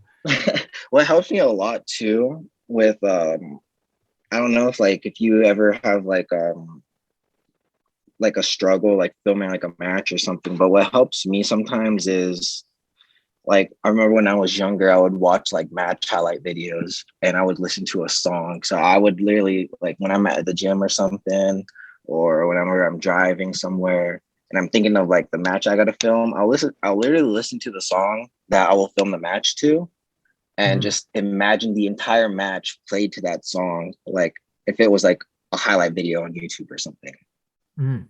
Wow. And you have some of the most consistent like camera angles with your stuff too. How do you do it so quickly and also manage to have those camera angles so consistent? For me, I'm always like looking back at it, and that probably takes me a lot longer to do my videos. So how do you manage that? Oh my gosh. I think are you sitting down or you moved to a table recently, huh? Yeah, I'm on a table, yeah. Was like most of like this camera, like your hard time keeping the camera still, like was this during your time? Well, sitting I down? use my phone. So okay. Sometimes I use a tripod, sometimes, or most of the time it's just handheld. Yeah, I think it might be a combination of like the weight of my camera and how my table's set up. Because I honestly I tried not to move my body too much. I guess I would just kind of like, I got the hard cam here and the hard cam will pan right to left, depending on where they are in the ring. Yeah. I don't have like the 2 camera angles on the side of the ring, like WWE do or whatever, that get like those inside the ring shots. Yeah. So I think with that, just staying in that position for so long, I just kind of gotten so used to it, but also the weight of the camera probably helps like keep my hand a little steady where I need to keep it at times. Yeah, I'm mainly talking about like, you know, some people have like tilted camera angles and stuff, but you keep it like really straight for the most part. Yeah. Yeah. So it's like pretty impressive. One of my tricks is, I don't know if people do that artistically or not, but for me, on my camera, I try to keep it to like the 3-line grid, and I will. Oh, so you use the grids? Yeah, I will use the grids, and I will pretty much like line up the grid with like the back of the arena, like wherever I see like a prominent line on like the extreme sets or whatever. Yeah. Or like even the top rope. Like I'll try to line that up perfectly with that to try to keep all my picks straight. Yeah, that's a good tip. So you have a whole process there. That's nice. Yeah. A question that I actually wanted to ask was, what are some figures or maybe just wrestlers in general that are just so fun to pose with, so fun to plan matches with that you can just put them together and they'll instantly have a classic every time? For me, would probably I would say 3 guys. I would say I have 3 guys that I could use with like, is this like with 2 guys together or just 3 that I can use with anybody? Let's answer the latter first, and then we'll go to the two guys match that you can just do it over and over again, kind of like a Johnny Gargano Ciampa type of situation.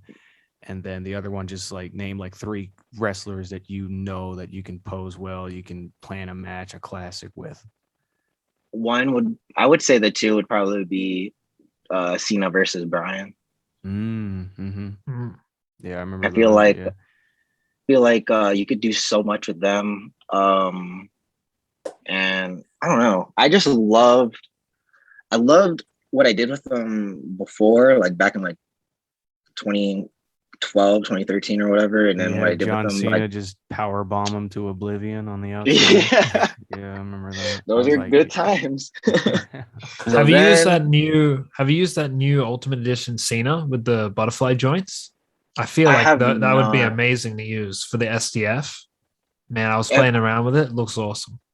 I've messed with it like posing wise, and I absolutely love it. I haven't been able to use it for a show yet. I definitely want to though. The butterfly joints look cool. I think they're going to help out a lot. I think they look a lot better than they did in the protos, because I feel like the protos, everyone was kind of concerned how the butterfly joints would look IRL, but TBH, they're not that bad. Yeah. I agree. Dude, I want to see somebody use the new rock too. Like, I think that rock's pretty damn good. I know it's not updated. Yeah. But I feel like it would slap too. Mm-hmm. The Rock and Feds is like a bit of an anomaly. Yeah. Like, I have no idea how I would use He's too him much of a promo guy to use in Feds, I think. Honestly. Yeah. I think, but Cody put on some damn bangers with The Rock multiple times in his Fed. But yeah, when you talk about, the booking is kind of crazy with him and like his star power and his promo abilities and all those different things. Yeah. It would be tough. So you want to continue on with Rock's good. You want to continue on with the answer you were given before to Danny's question? Yeah. I would say 3 wrestlers that I could use with anybody to create a banger match with. One would be Kenny Omega. I feel like he can make anybody have a great match with Omega. I just love his movesets. I think you can pretty much put him in any kind of match and it will work out. You can put him in a technical match, it'll work. You can put him in like a street fight, it'll work. You can put him in like a comedy match if you wanted to. It could probably work. I don't know how well comedy match is going to pick Feds, but somebody's out there doing it probably. The next person, AJ Styles.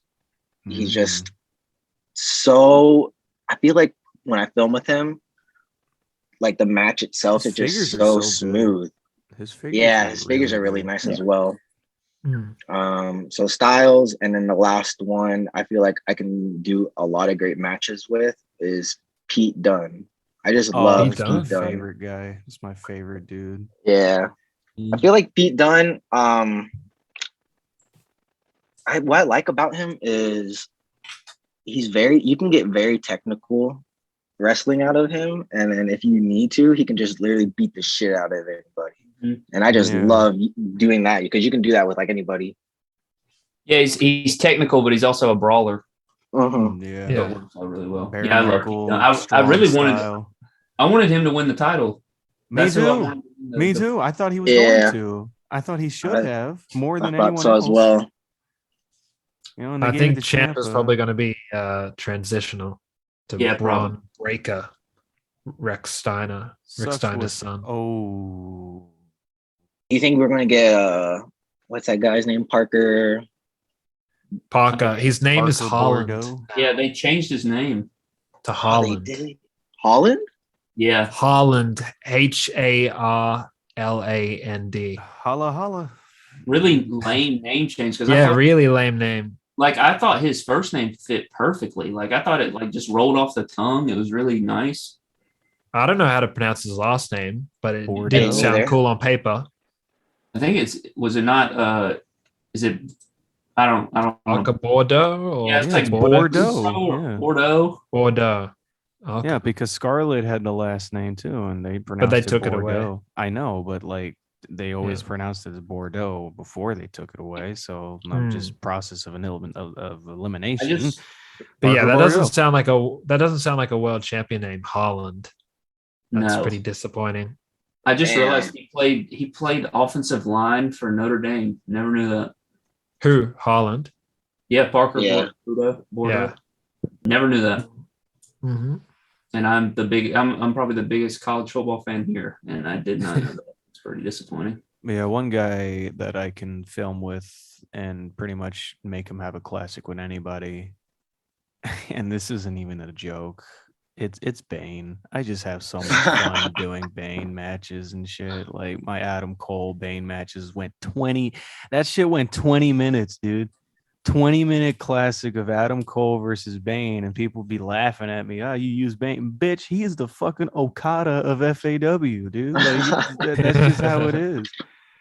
But yeah, well, I'd have George Washington in my Fed if I could get that development thing rolling. So I forgot you had that. Hell yeah, I got Lincoln too. They're supposed to be a tag team. That is so funny. Just the thought of somebody. They're like, yeah, I got George Washington. Like, okay. That's so funny. Like, would you do that for real? Yeah, I totally would. At that point, Luke, we need fucking Alex Jones in the commentary table. I mean, Yeah. dude, I have a George. I have his face on my arm. Like, I have a George Washington tattoo. So I definitely fucking tattoo of the guy. Like, is Zeb Coulter as their manager? I got. Oh, dude, I do it. Let me see if I can. No, fuck that. You know what? No. The real Americans. GCW. Well, George Washington is the manager of MDT. That shit. To be fair, like on my custom figure, I have the sleeve on my left arm, so it covered it, just so we wouldn't have to get more tattoos for the figure. So I put smart on, so it covers it. So maybe for my next figure, I could put the sleeve on the right arm so we could see George on my arm. Yeah. We should just get George to come out and just say that GCW stands for George Colonel Washington. There you go. Oh wow. It's all it's way too perfect now. It's way too perfect. Those heads were made by BW, right? Yeah, he crushed them too. Like they. Oh my gosh! Kind of such a god. Yeah, BW to make me some customs, bro. Like where he at? Where? I had to make my El Generico head scan, and dude, that thing is insane how he painted. I have one like that's 4 years old, and it still looks like flawless. Like the stitching is pristine. Like the little cloth wrap. That I was so impressed when he sculpted like the stitching on a nose, and I was like, "Are you fucking kidding me?" Yeah, dude. I'm just so jealous right now, bro. Like, I'm trying to get customs made by that guy, but apparently you have better chance of getting fucking struck by lightning than. Hey, to be fair, I don't know how long ago Harrison was getting cut. I've been getting customs from him since like late 2016. So like, we built kind of like a relationship. That was my first one. I'd like to. I just need to start. Like shit.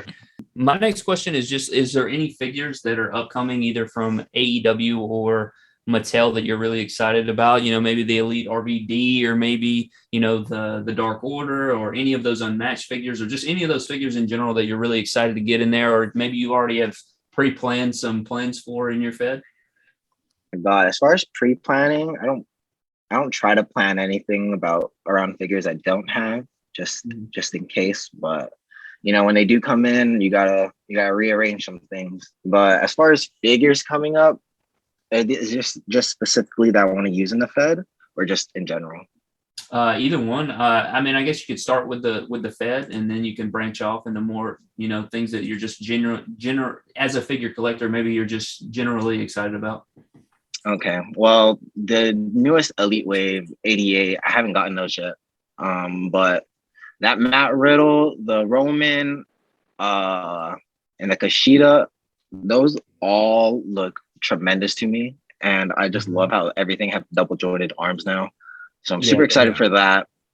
As for AEW figures, I mean, I can't say like I'm like consciously waiting for it to come, but I guess I would say maybe FTR, because I need updated ones. Hopefully they fix Dax. Did you guys see what they did to the back of his box? Dax Hardwood? No. They put hardwood. Yeah. Hardwood. Yeah, they messed up his name. And also, didn't they give one of them kick pads when they're not supposed to have they gave Dax, they messed up his name, and they messed up his boots, because they gave him kick pads in the proto. Those head sculpts aren't even very good. Yeah, they don't look too well. I'm just honest with y'all. I'm just hoping that they come out better in person. Yeah, they look a lot better. I've seen them. Yeah. For real. I'm more. Seen them in hand. More excited. Yeah. Oh wow. I'm more excited for the Dark Order stuff. I'm really being honest with you. No, you want the Dark so Order? Excited for that. Yeah, Evo Uno just has such a cool look to him, and I'd love to have him in figure form and shit. Maybe it'll spark some ideas for a possible FAW return. Who knows? Hopefully those fucking figures are good. If they're not, you can kiss fucking Bane and FAW bye bye. No, I'm just kidding. Nah, those figures are gonna be great. I can't wait for them. I think those are gonna be awesome. I have an idea of what I would do with the Dark Order if I did get them in. I just don't know when that would happen, because I don't know when they're coming. But I think that whole Dark Order set, super excited for it, especially because you get the Brody. Anna Jay is cool. The only one that I'm not too excited about is that LGN Darby, just because I don't care about any of the LGN figures. Yeah. Those things are shelf warmer city. Yeah, so those. But the main, I think right now, the thing I'm the most excited that I'm waiting for is just the Ultimate Edition Kane and Undertaker. Oh yeah, for sure. Undertaker kind of looks like ass, though. Undertaker, I will say, Undertaker, his torso does look a bit suspect, but that Kane looks really, really good. I'm really excited for the Kane. I finally get another chance to have that attire as a figure. Yeah. I think the reason why the upper torso on Taker looks so odd is just because I think that whole top piece is just a plastic or rubber piece over like an existing chest area with the butterfly joints. Because I think they're just too lazy to mold as something new. Oh, is that what they did? Is that rubber? I don't know. Because I'm looking at it really closely. And if you look where his chest piece is, you can see like skin. The Undertaker looks weird. I think honestly, I'm just good with my defining moments Taker, the Ministry of Darkness type of thing. That's a really good one. Yeah, that's my crown jewel of my collection. I always keep that in a safe place. That's like there's not an Undertaker figure I would ever get over that one. Honestly, and this Ultimate Edition is just not cutting it. I'm sorry. I love Taker, but it's just kind of like a bit of an unnecessary figure to me. Maybe he could like head swap it, maybe, because it has like look, maybe you can play around with some head swaps or do something like that. Like one thing that I don't know why, but I'm still using my WrestleMania 32 fix up that I made like 5 years ago. Like I just love it. It's really good. Like it literally looks just like a perfect Undertaker to me. Yeah. That is probably one of the best scans too. Yeah, that basic 74, whatever it was, is just like beautiful. I don't know. It's better than the True FX one too. I agree. Yeah. I like the what's it called? That Walmart exclusive. The 30-year Taker. Yeah, that one. I really like that's good. An old Taker. Yeah. That's a great head scan for like an older Taker. Yeah. Mm-hmm. I think I'm gonna try to swap it with that SummerSlam basic that came out like a few years ago with the that'll look fire. I'm just hoping that the skin tones match. If not, then I'm gonna be screwed. You could try maybe. Have you gotten the new Legends Taker? That head sculpt's really good too. Oh, is it? No, I have not actually. I think I skipped on that one just because I had the original Elite. And I was just for sure. But I think Lucas, you had a question for Harrison now. Yeah. So here on the podcast, we've been talking about it a lot, that pretty much all of us had problems with like the joints of the AEW figures. And I've seen you film some really good matches with the AEW figures. Did you have any issues like loose joints or like the figures keep falling over when you try to stand them up or?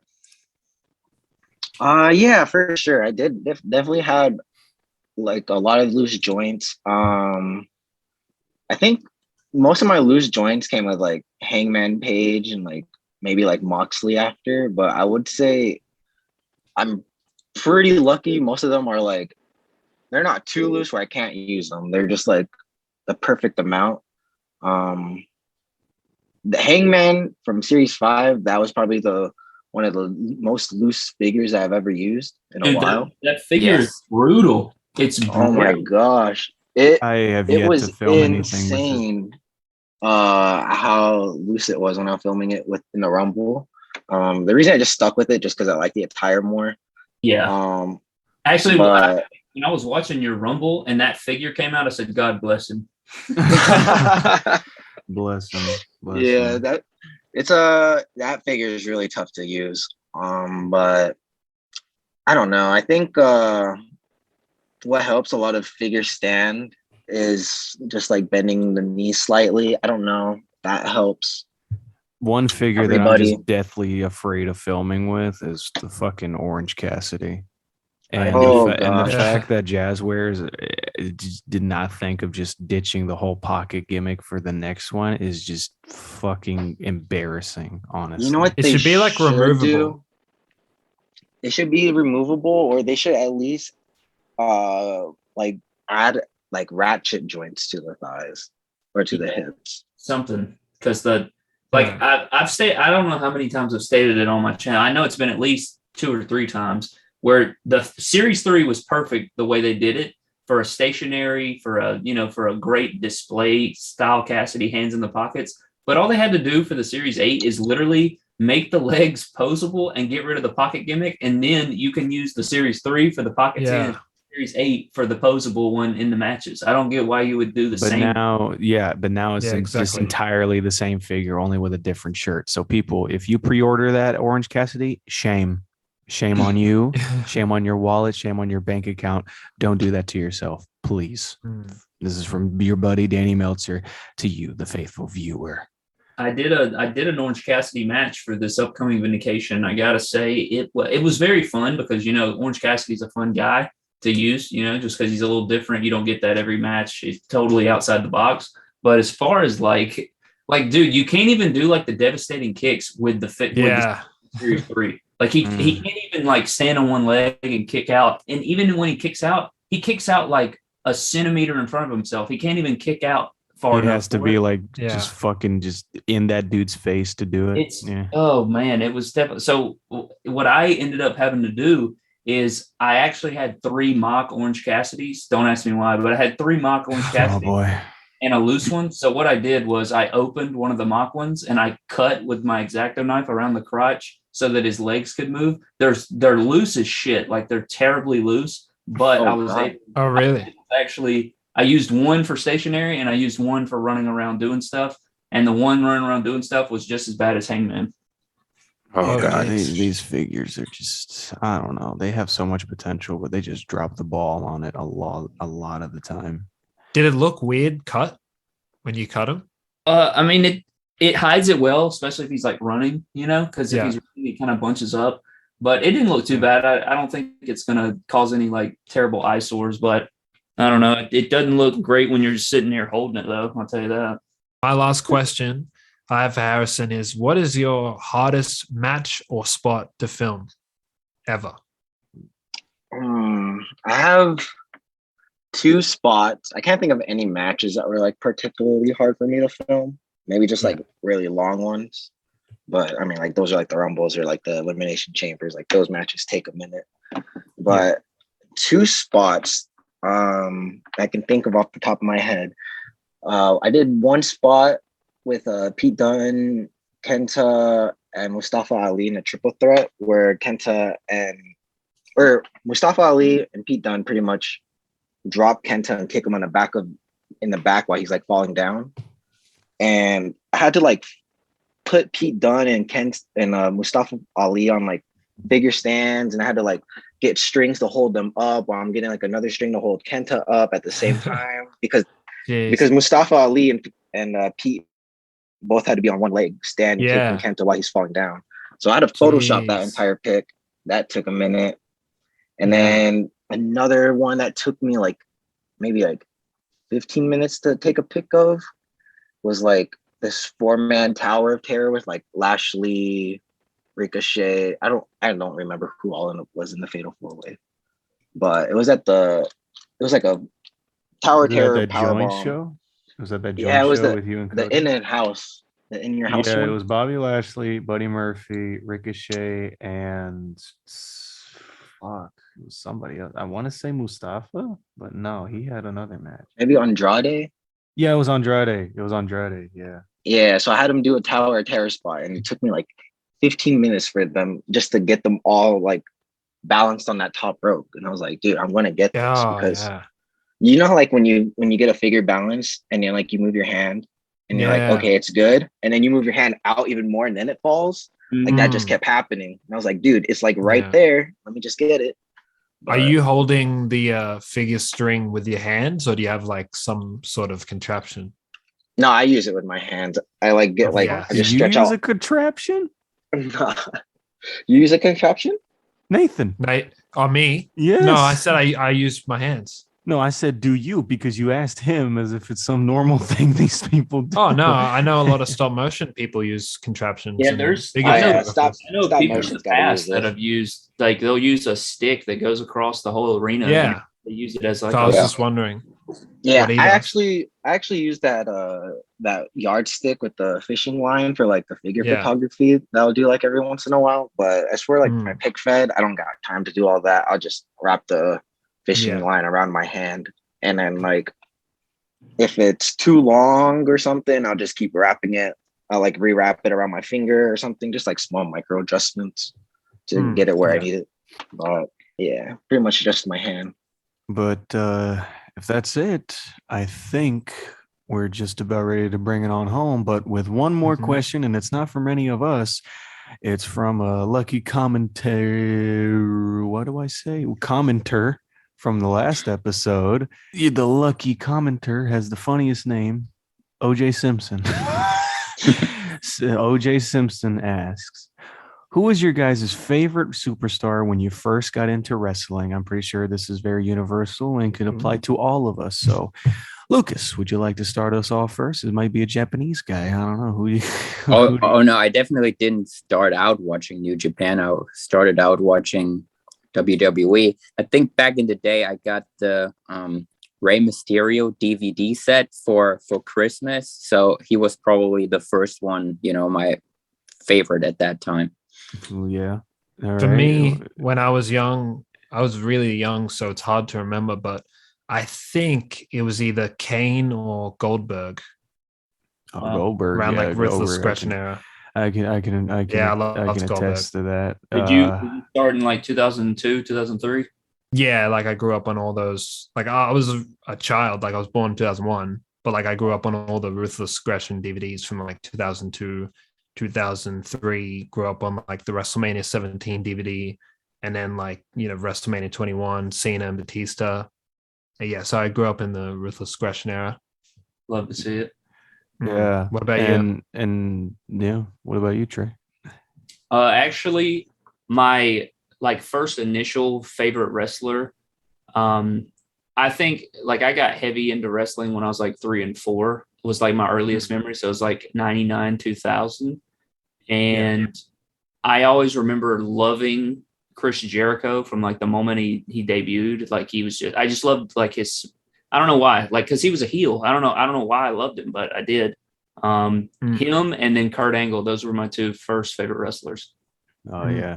And as for me, one of my most early memories of wrestling was when I watched a certain episode of SmackDown. I don't know if it was 2005 or 2006, but me and my dad had this gig where he would go to like a church after hours, like after everybody was gone, and he would just clean the entire church. And I would go with him, and I turned on the TV in one of the offices, and I saw Mark Henry doing a splash onto Kurt Angle through a table. And I remember hating Mark Henry. I didn't even know who the fuck Kurt Angle was at the time, but I just knew that he was in agony after that. He was going, it actually broke his ribs. He was listened to a podcast like yesterday, and he talked about it. Yeah, and he was talking. Yeah, and I thought at the time, like I thought it was real, and then like growing up, I was like, oh, he just played it off, like, oh, he just broke his ribs. Like I just remembered him just yelling, my ribs, my ribs, the whole time. I was like, damn, this dude Mark Henry don't fuck around. And then one day, I see like this promo package of Mark Henry beating the shit out of Batista so bad that Batista had like to relinquish his heavyweight championship because like Batista was fighting like Eminem in like a steel cage match, and then Mark Henry came in, ripped the door open, and just beat the shit out of Batista so bad that he had to go away for a while. And I remember like how hyped I was to see Batista come back. And this was like the first time I ever like knew about Batista, but there's just something about him. I looked at him, he's just like, this guy's the shit, dude. The animal Batista, he comes back, he calls out Mark Henry. Mark Henry comes out, and I'm thinking, oh man, what's gonna happen? Batista beats the shit out of him. And then my favorite guy when I first started watching wrestling was Batista, because he was one of those. He was like the benchmark when it comes to like how a WWE superstar should look. Big, fucking beefy, muscular, fucking tattoos out the wazoo. The guy was just larger than life. And I looked at him as such. I looked at him like he was a superhero. And then Undertaker came along and changed everything. But for the first guy I ever got enthralled with when it came to wrestling was Batista. That was my guy. I always loved Batista too. Like Batista would always have classics with the Undertaker for no reason. Like they were always just year. Yeah, they were always just having classics every time they fought. Last Man Standing, Steel Cage, fucking their match at WrestleMania was still good. And it's just like Batista's not exactly the greatest wrestler in the world, but when he was with Undertaker, it was just magic for whatever reason. They just worked off of each other so fucking well. One thing I'll say about, just to add to Batista's point, is one of my favorite storylines ever, just in wrestling in general, is the creation of Evolution and then just their whole journey until like and then Batista, and that whole play out with Batista breaking off. That whole entire thing with H and Ric Flair and Batista and Orton, how Batista like did the bounty and all that stuff. That shit like is one of my favorite storylines ever written. Even if it had thumbs up, thumbs down through the table. It is fucking JR was going crazy and shit. Oh my gosh! Speaking of Batista, he's getting that ultimate. Ooh. Dude, oh my god! Yes. I'll definitely get that actually. Just for everybody got to bring out like the classic Batistas. Yeah. Like, when I found out he was Filipino, I went wild. I was like, "That's it. That's my dude, man." that's the guy. That's that guy. So Harrison, what's your answer for this? Oh, dude, I'm like Trey. I started watching like 3, 4, maybe even younger. Just been like 90, 98, 99, 2000, that area. But I remember for some reason the one superstar that I was just crazy about was Kevin Nash. Wow. I don't know why. Kevin Nash. You watched WCW? Or was this WWE both. Kevin Nash? No, this is NWO. It was WCW. Yeah, but I was watching both. There wasn't like an allegiance in my house. My dad's like a casual watcher, and I became more of the hardcore. And then what do you watch like first? Hardcore. What did you flip through? I think we would mostly just watch WWE most of the time, just because it was just better during 99, 2000 and that time. Yeah. But I just remember being such a huge Kevin Nash mark. Like, I don't even know why. I remember I had a Wolfpack shirt with him and Hall on it. That was one of my favorite shirts as a kid. I was just mainly obsessed with Wolfpack variant of Nash. Yeah. So that's funny you say that, because when I was around that same age, I didn't actively watch WCW all the time, but I had this Sting documentary on VHS, and I would get up on Saturday mornings with my brother and we would eat Hardee's biscuits and watch this documentary.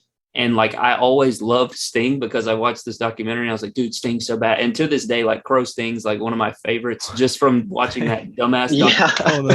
Hold on. Sorry, this is like completely off topic, but what I was kind of like blacking out for a second. And then I heard you say Hardee's biscuit. And then I was like, fucking Matt Hardy makes a fucking biscuit brand? The hell? I don't know why. Also, like in 2001, I don't know why, for some reason I was obsessed with the feud between Kurt Angle and Stone Cold Steve Austin, you know, like him throwing the medals in the river and then him. Oh my gosh. Yeah. I even remember like recording that on a VHS so that I could replay the promo and like replay episodes of Raw and shit just to see them go back and forth. Like, I don't know. It was weird obsession with that feud for some reason. I don't know if you're old enough to remember, but did you watch a lot of pay-per-views back in the day though, Trey? It just depends. I know like my dad would always order the Big Four mainly. Mm-hmm. We probably couldn't afford every show. Like, we had to pick and choose when I was a kid. But same. You can go ahead with your question or what your memory is. I was going to say, I don't, because honestly, I remember growing up and it was like all the way up until SummerSlam 2003. I don't know what my dad had, but it was like kind of like this cheap cable box where it pretty much gave you every pay-per-view for free. I remember that like faintly. I remember people talking about that. I know what you're talking about. Yeah, so I didn't know if you had one of those, but I remember having one of those and I would watch it all the time. And then I remember after it was like SummerSlam 2003, my dad's like, hey, we can't watch it. And I was like, what do you mean we can't watch it? He was like, we got to pay for it. I'm not paying for it. I'm like, we got to pay for this stuff? It's in the name. I was so I had no idea. I was like, we watching this for free every day. I don't know what a pay-per-view is. That's hilarious. SummerSlam 2003. You just thought it just said paper, like paper, sheet of paper. I was just like, I don't know what this means. I just know it's a big deal. I needed to hold a piece of paper to fucking as see a kid, you had to pick and choose your shows, man. Like, yeah, that's because I think they were pretty damn expensive, especially they're expensive. Yeah. Honestly, me and my family, I had to beg my parents. Yeah, me and my dad would buy the Rumble. Like the Rumble was like a must, and WrestleMania was a must, and SummerSlam was probably a must. But those like small pay-per-views, man, you had to make sure you wanted that on the card. You know, you wanted to play it out, play your card. Like me and my dad normally we would just save it for Mania every year. You know, that was the one we would actually get on pay-per-view and shit. And that was one of the days where I saw the Undertaker lose his streak to Brock Lesnar, and I cried like a little baby. But that's a good point too. Did y'all ever cry when your favorite wrestler just lost on Raw? Oh, dude, anytime Cena lost, I would be like so upset. Bro, I don't think so. I cried when Matt Hardy turned on Jeff Hardy. I remember that. You cried at that? Yeah. Oh. I remember in 2005. It was around the time I think the World Championship I think it got vacated, and I think Randy Orton won special privileges to be GM of Raw because of or they were doing like an eliminated to the build to New Year's Revolution. I think they were doing like every week. You know, somebody got. I remember that. Yeah, and they had a battle royal where Edge and Chris Benoit hit at the same time. And around like when I was a kid, bro, I hated Edge so damn much. Edge was the scourge of a lot of people's childhood. Yes, and he would always like him and Benoit touched on the same because I was like the biggest Benoit fan ever. And like anytime Benoit would lose, like when he lost at SummerSlam 04, I cried. When he would lose like in a random US title match, I would cry. Like I don't know why. I think the first time guys, do you think people cry watching pick fed matches if someone that they don't want to loses? Yeah, because like you always get angry commenters like, I don't like this match because this person won. Oh, yeah. I remember. I can imagine. Since Harrison's here, I actually wanted to say something that reminds me of something. I commented on one of your videos a long time ago.